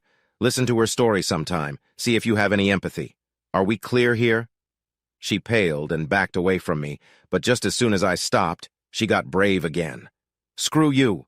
I don't need a father figure. I don't need a sister or a mother. I don't need anything from either of you. Got it. I turned to Amanda and hugged her. She started crying. I stroked her hair. I'm sorry, honey. I know how much you wanted this. It looks like it might be too late. It's not your fault, you hear me? It's not your fault. Maybe she'll grow up and realize that one day. I stepped back and looked at both of them. I'm going to start the grill. You two talk. See if you can work things out. Celeste, you're staying here tonight. Be nice. And stop swearing. They talked while I set the grill up and cooked. I left the curtains open just in case. I could hear the yelling, see Amanda crying. It made me so sad. Then Amanda said something that made Celeste cry, and they started hugging. Maybe there was hope. Dinner was pretty quiet, no outbursts. Celeste ate 2 steaks and 2 big baked potatoes. She even helped Amanda wash the dishes. They came into the living room to tell me they were going out for about an hour. They probably needed to get clothes for Celeste. I sat and thought while they were gone, wondering about a society that treated children like unwanted items. They came back and Celeste was actually giggling. She even said goodnight to us, showing off her new pajamas with feet. In bed, we talked after she went to sleep. Can we keep her, at least for a while? I'll take care of her, you won't even notice her. I laughed a little. I doubt that. All right, she can stay for now, but she has to behave. Thank you, honey. I knew I could count on you. The state was happy to give Amanda custody. She had a good marriage, lived in a nice neighborhood, and had good references. Plus, they wouldn't have to pay anything. I surprised them by asking about her Social Security money. No one had filed for it. I got a lawyer and he did the paperwork. When it was settled, they had to give all the money she was due for the last 8 years to us, as her guardians. She also got $700 a month until she was 18. We put it into a college fund. She could use it at 18 if she went to school. If not, she would get it all when she turned 21. It would almost be enough for 4 years of college if she was careful with it. Celeste wasn't as grateful as we hoped. She complained she should get it sooner to buy a car. That's almost 4 years away. Let's see what happens until then. I ended up being the bad guy to make it easier on Amanda. Celeste resented it a lot, but knew better than to try to turn us against each other. The first time she tried, she got grounded for a month. She was behind in school. She refused help from me at first, but Amanda convinced her by giving her rewards for good grades, so she started listening. During this time, I was doing really well at work. The campaign for the winemaker was a big success and led to bigger things. My boss worried I would leave, so he made a deal with me. I could buy into the company and he'd match every percent I bought up to 7. I could afford about 1% a year, so in 7 years I'd have 14% of the company. Amanda and I talked it over and decided to do it. We liked it here. Celeste ran away twice. The first time she was gone for 4 days before they found her at a bus station in another state. Amanda cried the whole time she was gone. She came back, defiant and angry. I waited until I could talk to her alone and laid it out. You know, you'd be a good kid if you let yourself. You're smart. You could figure out the kind of life you'd have on the streets. A hard, short life, likely dead before 30. Is that what you want? It's simple. If you run again, you won't come back. In 3 years, you'll be 16. I'll pay your court costs for emancipation, give you your Social Security money, and wish you well, but Amanda can't cry over you anymore. Do you understand? I think I scared her. 6 months later, she didn't come home from school. When she showed up, she found the doors locked. Thank goodness Amanda wasn't there. I opened the door and spoke through the screen. I've already boxed your stuff. You can come in and wait for DSS, I've called them. They should be here in about 45 minutes. I let her in. She huddled on the couch, rocking back and forth. Soon she was crying, then begging. Please, please don't send me away. I'll be good, I promise. I didn't mean to leave. I panicked when I got caught smoking at school. They suspended me for 3 days. It'll kill Amanda. I didn't know what to do. I was surprised. She hated smokers. Were you smoking? No, but I was with them, cutting class. Please don't send me away. Celeste, look at me. She raised her head. You have to learn you have a support system. Amanda loves you. I love you. We're a family. We're here to give you guidance and a good home, and love. Let us do our job, okay? You should have come to us and told us what you did. We would have punished you, been disappointed, but we wouldn't have stopped loving you. She started crying harder when I told her I loved her, and she flew into my arms, sobbing. Amanda walked in. What's going on? She asked, nervously. Our child is growing up, honey. She did something bad, got caught, came home, and told me all about it. I think she understands what she did and is sorry. I'll let her tell you about it. Here. I handed her off and went outside. The DSS worker was at the mailbox. Hi, Denise. Sorry, it was a false alarm. She got into trouble at school and got suspended for 3 days. Nothing too serious, but she was scared to face us. Amanda is with her now, trying to understand what happened. They're inside if you want to check. She sighed. I should, but I think I can trust you. Now I can get home and cook dinner for Fred and have a family meal for once. Thanks, Denise, I said, feeling a bit guilty for taking her time. How about you guys come over on Sunday? I'm thinking of roasting some Boston butts. That sounds good, Jace, but it's homecoming at our church. There's going to be a big meal. Why don't you join us instead? It might help me win a little informal competition on who can bring the most guests. I told her I'd ask the girls and went back inside. Who was that? It was Denise. She invited us to homecoming. Do you guys want to go? I wouldn't mind it. They got that new young reverend. He seems nice. I'll call her and ask what I can bring. Celeste watched me, smiling. I tried to look serious, but couldn't. She got up from the couch. I know I'm grounded for a month, but I can still go to church, right? Bobby Smith goes there too, doesn't he? Celeste, you're 13. You can think about boys later, much later. You two will bring the house down. They both smiled, and Celeste said, Men, then went to help her sister with dinner. That was the moment I knew my family would be okay. This had been quite a week for our family. Celeste made the honor roll for the first time and would start learning to drive over the summer. The thought of her driving scared me a bit. Amanda graduated tonight, holding her diploma with pride. She made a speech that moved everyone to tears. She talked about her childhood, her sister, and how she had come so far because someone believed in her and wouldn't let her give up. She thanked me for being the best husband and thanked Celeste for being a perfect daughter. Have faith, have hope, believe in yourself. You may not get as lucky as I did, but you'll be better for trying. We had a cookout for her the next day. Our little house was packed. Mom came down to celebrate. Our bar friends, my work friends, including my boss, Denise from DSS, and even Jack Edwards and his wife came. I thought they were still in Italy. After everyone left, they stayed to take Celeste for the weekend. They had married late and never had kids. June loved Amanda like her own daughter. When Celeste came along, she was overjoyed. She kept Celeste for a weekend each month, so Amanda and I could have some time alone. She always brought Celeste back with a new outfit. Mom joined in too, so Celeste was hardly home during the summer. I complained, but the ladies quickly hushed me. Your girls have had a tough life, Jace. The best thing that happened to them was you. I always wanted a daughter and a grandchild. Thank you for these. So don't fuss because we spoil her. Here's an idea. Give us a couple more grandchildren. It will make sharing easier, Mom said with a little smile after her speech. We heard a sob and saw Celeste. The women quickly comforted her. When they calmed down, I started to ask, but Amanda stopped me. June jumped in. Listen to your mom, Jace. You too, Amanda. We're not getting any younger. Give them to us soon, while we still have the energy to chase them around. I looked at Jack and he just grinned. I think it's a great idea. Celeste hugged me for a long time before she left. We didn't go to the bar as often as before. Kids change your plans. I still went after work sometimes. Celeste often needed rides, so Amanda became the supermom, taking her to band practice, soccer games, and such. I tried to make it to all her games even though I was busy. One sunny Saturday after a soccer game, I listened to Celeste and her teammates chat about where to celebrate their win. She was going out with groups now, which made me a bit uneasy since they would pair up. Amanda saw my worry. You can't stop her from growing up. This is good practice for when she starts dating one-on-one.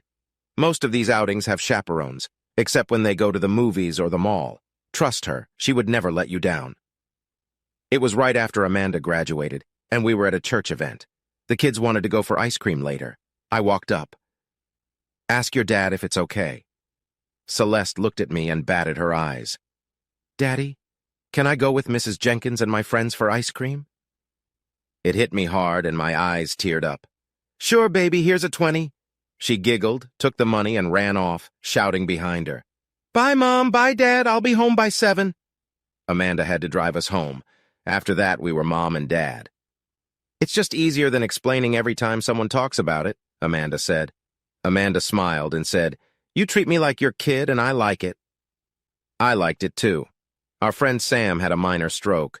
It wasn't too bad, but he had to slow down with work. All our friends helped out, but Helen couldn't keep up. One Sunday after church, Amanda came to me.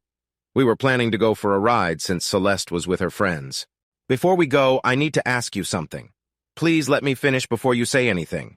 It's important to me. I hoped it wasn't something bad. I love being Celeste's mom and your wife, but Helen needs help, and I want to use my degree. I've talked with Helen and Sam, and they agree. I want to go back to the bar, not as a worker, but as a partner. Helen will run the bar and Sam will help. I'll run the kitchen. Will you think about it? I thought about it while we rode.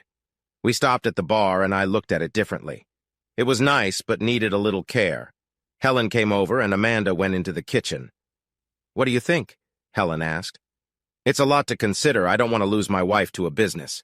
You know my past and I don't like different schedules. Plus, we have to think about Celeste, and I'll need to know how much money we're talking. In the end, I'll probably agree because she knows I can't say no to her. Helen patted my hand. You won't lose her. She's already planned it, so she won't be away from you much once things are set up and everyone is trained. She has big plans. She's got us all excited. We talked it over. I had handed over our finances to her long ago because she was good with money. I had a general idea, but she usually paid the bills. All our vehicles were paid for, including the minivan we got for Celeste and her friends. We had bought our house when our lease ended. It was small, but fit our needs. We had made a good down payment, so our mortgage was low. By now, I owned 4% of my company and made good money. Our savings were good, so I didn't worry about the money. In the end, we owned 30% of the bar. We spent some money fixing it up, upgraded the kitchen, and had a grand reopening. Business increased right away. The old customers loved the new look, and new ones liked the atmosphere. The bar opened at 11 now, serving lunch. Amanda worked magic in the kitchen. They still had burgers and fries, but added new toppings like avocado, hot peppers, spinach leaves, and different flavors of cheese. Same with the hot dogs. A favorite had grilled onions and mushrooms, hot mustard, and dill relish. Fries were no longer offered. Instead, there were home fries, thinly sliced and soaked overnight in various flavors. She also added homemade soups like potato with cheese and bacon bits, tomato with cream, and a pork stew with many herbs, which was the most popular. One of her upgrades was a big gas grill, offering grilled veggies in season. Amanda bought from local farmers as much as she could and had a large chalkboard showing which farm provided the day's vegetables or meats. The farmers loved it. The regulars were unsure at first, but soon you could hear discussions about which farm had the best produce and which herbs went best with which dishes. It was funny to see big bikers almost argue over which soup was better, pumpkin or butternut squash. She also added a wine list, all from local sources, with Jax's wine featured. It was funny. We couldn't serve wine in a place with pool tables, so they had to go. Helen and Sam didn't mind since fights often started there, and they could add 8 more tables in that space. Helen led the way and made a deal with a local brewer to feature their beers on draft. A food critic, hearing good things, visited us. We didn't know until the review came out. The best hidden jewel in the state was the headline, followed by an excellent review. Sam's Bar and Grill, located on Swan Pond Road, just outside the city limits, has been around for 75 years. A local favorite, the addition of part owner Amanda Gooding and her kitchen improvements have pushed it into the spotlight. The regulars might have preferred it stayed local, but there's no going back now. You'll find all kinds of people here, from workers to college kids, all mixing well. The only time I heard raised voices was when 2 customers disagreed about which herb should be in the pork stew, rosemary or basil. I sided with the biker because he was bigger, and I like rosemary. The bar offers simple, well-seasoned food at a good price. The service is great, the atmosphere is relaxed, and it's very clean. The sanitation rating is 102, just 1 point short of perfect. I complimented Mrs. Gooding, and she promised to get a perfect score in 6 months. Even if she had to push her staff hard. Being outside the city limits, they only serve beer and wine, not liquor. Helen Connors, the manager and main owner with her husband Sam, says they don't plan to get a liquor license even if the rules change to allow it. It's just simpler without liquor, she said. The bar looks like an old-time saloon. It has local beers and wines, and also popular national brands. The staff knows their stuff and can easily explain the difference between types of beer and wine. It's a bit out of the way, but worth visiting. I've been there 3 times, had 3 different meals, and was happy with the quality and service each time. One more thing. You must try the banana pudding. It's my favorite, and the best I've ever had. Helen and Amanda just looked at each other and smiled. I didn't know who he was, said Amanda. I thought he was just a curious customer who knew a bit about food. Celeste and I ate dinner there on nights Amanda worked. Amanda always took her break to eat with us. Celeste wanted to work there once she was old enough, and I was fine with that. Many families visited now, and most serious drinking was done at the bar. Thursday nights were for bikers, and the local Harley owners group came in large numbers along with other bikers. They wanted to hold their meetings there, but we didn't have a private room. Amanda, Sam, and Helen talked about it, hired an architect, and made the place almost 3 times bigger. Soon, even that space was full. I now owned 8% of our agency. Celeste turned 16, started working part-time after school, and learned cooking from her sister Mom. She wanted to go to culinary school after high school. She wanted the Dart car, but I wasn't giving a fast car to a 16-year-old. We got her a Mustang instead, a nice V6 that still went pretty fast. Amanda was almost 26, and I was ready to start our own little family. She agreed but wanted to wait until Celeste graduated to focus on the baby. Celeste laughed when she heard us talking. Mom, I'm not a baby. I can take care of myself. You should give Dad another kid while he's still young enough to help out.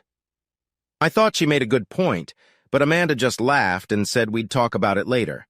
Our business was growing too. My ad campaign for Jack brought in more business, especially from local alcohol companies. We now handled 2 more wineries and 3 breweries, and we were talking to a local distillery getting some national attention. I was at a regional conference when I saw an old friend. I hadn't seen Ada in almost 6 years. She still looked amazing, even more beautiful with time. I spotted her first and sneaked up behind her.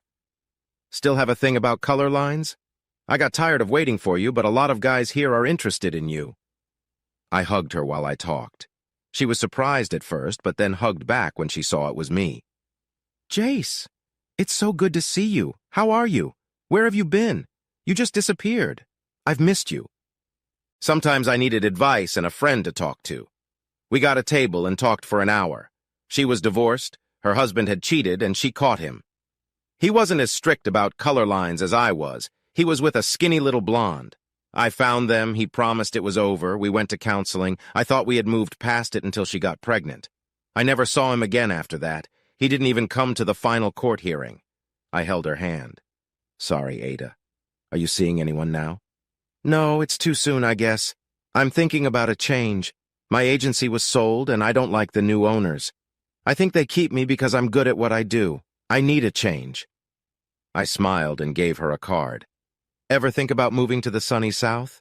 Think about it and give me a call. To my surprise, she took the card. Before we left, she asked about my life. I showed her my wedding band. I thank God every day for my life now. I've got a great wife, a good daughter, a good job, and lots of nice friends. Here. I showed her pictures of Amanda and Celeste. She looked at them in wonder. How did you end up with such a beautiful woman? And the daughter looks like her except for hair color. And she looks so young. Did she have a daughter at 6? I laughed and explained. She hugged me tightly, genuinely happy for me. I didn't think about it until later, but neither of us mentioned Becky. 2 months later, my boss called me into his office, tossing a resume at me. Look this over. She listed you as a reference and said you trained her. Is she any good? I looked at it and grinned. I might have trained her, but she's a natural. She's better than me now. If we can afford her, we'd be crazy not to hire her. He nodded. Hire her then. Have her report to you. Now I have something serious to discuss. I haven't told anyone yet, and it stays in this room. I'm sick, John Charles. It's serious. I have a brain tumor. They just found it, and it needs to be removed or it will kill me. There's a 50-50 chance I won't make it. I spoke with Gloria, and she agreed you should run the place until I get better. If I don't make it, we still need you to keep things going until Gloria can decide what she wants to do. Our small group of friends was really upset when he told us. He and Jack had been close for years. On the day of the surgery, our whole office, even Gail, was there. Many of his other friends showed up too.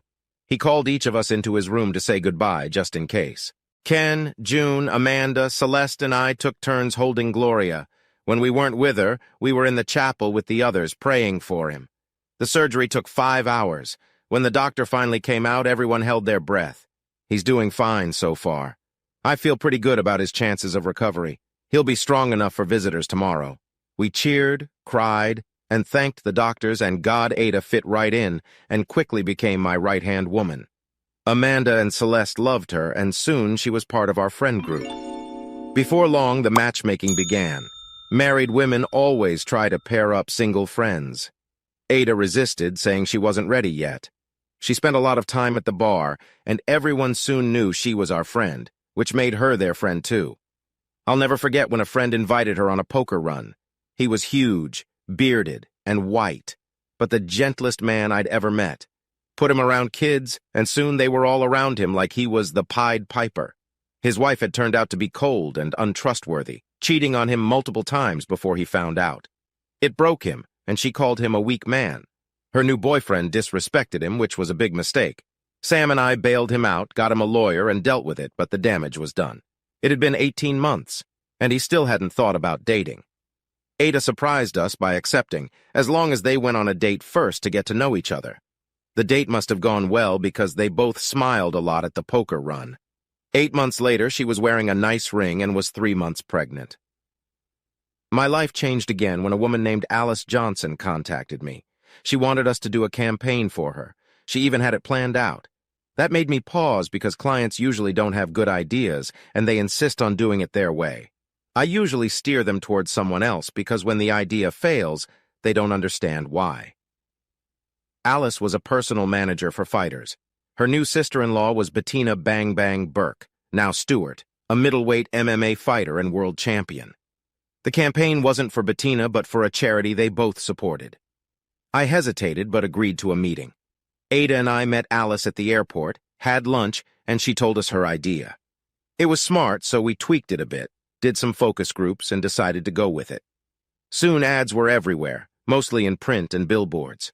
It was like the Got Milk campaign, but instead of milk, it was about love. Got Love became the slogan for the National Adoption Coalition, a group of agencies that help kids find loving homes. The campaign grew nationally. The ads featured famous people who were adopted, with children from various homes, usually in the celebrity's hometown. There was a plea to consider adopting one of the kids, and local dairies promised to donate a certain amount of milk to homes for every successful adoption. We even used the milk mustache. Soon we had well-known people begging to help. Rock and country stars, athletes, business leaders, actors, Olympians, Nobel Prize winners, all adopted, all eager to be part of it. We featured many with their adoptive parents. Some had even adopted kids themselves. Betty and Mark Stewart, who helped start the idea, posed with their newly adopted son. It was an instant hit. This led to my company, High Country Advertising, winning a national award. Howard, my boss, was too weak to travel, so Ada and I went to accept it. Her new husband, Roy, and Amanda came along too. It felt great to be there. We made our acceptance speech and apologized to Alice Johnson, who we insisted join us on stage for stealing her idea. Then we thanked her and everyone there for honoring us. There was a mixer after the awards. Ada and I had a bet going. Whoever got the most offers had to buy the other breakfast. I had 9, Ada had 16. I told her I wanted steak and eggs. We were about to leave and I was looking for Amanda. She and Ada had gone to the ladies' room. That's when I ran into her, Becky. She looked a bit scared and unsure. "Hello, Jace. How are you?" I looked at her. She was still beautiful, a little heavier, but not by much. Her hair was shorter, her lips seemed fuller, but she was still the woman I fell in love with. "I'm good, Beck. And you?" She waved her hand dismissively. "Oh, I'm all right. Congratulations on your award. It was good to see Ada again. She says she works for you now." I cleared things up. "I prefer to say she works with me. I'm a part owner and manager of High Country Advertising. Been there since... After everything, I like it. I like the area and the people." She looked at my finger. "Seems there is someone there you really like." I wasn't sure if it hurt her feelings, but I smiled, rubbing my ring. "Yes, there is. I see you found someone too." She had a big ring on her finger, which she twisted nervously. "I have, and I'm happy. But Jace, late at night, when you're lying there next to her, do you ever think about me? If you'd forgiven me, we'd still be together." I sighed. "I used to think a lot about you.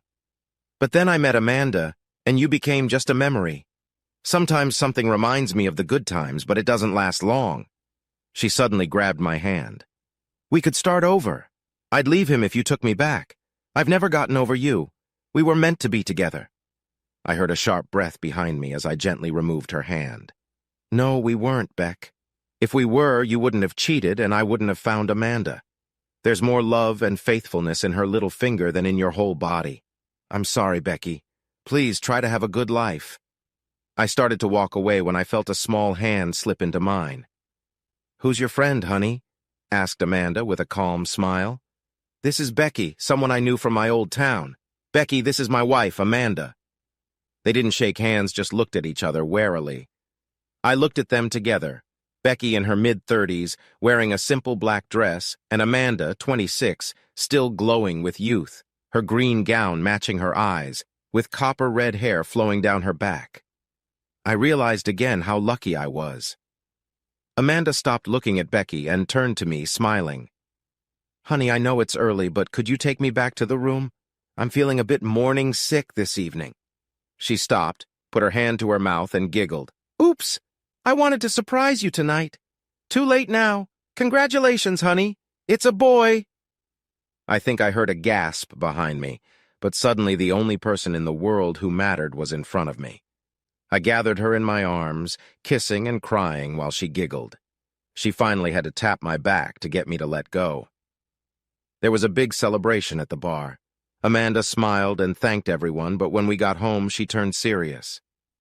"I know who you were talking to in New York. If I ever see you with her again, we'll have a serious problem. Do you understand? I made a promise it would never happen again. She softened and hugged me. Thank you, honey. I also heard what you told her. It was sweet. Besides, we still have a baby on the way. Hey, audience, if you liked this video and want to keep up with more thrilling stories, make sure to subscribe to Prince Cheating Tales and hit the notification bell. You don't want to miss out on our upcoming adventures. Thanks for watching, and we'll see you in the next wonderful story.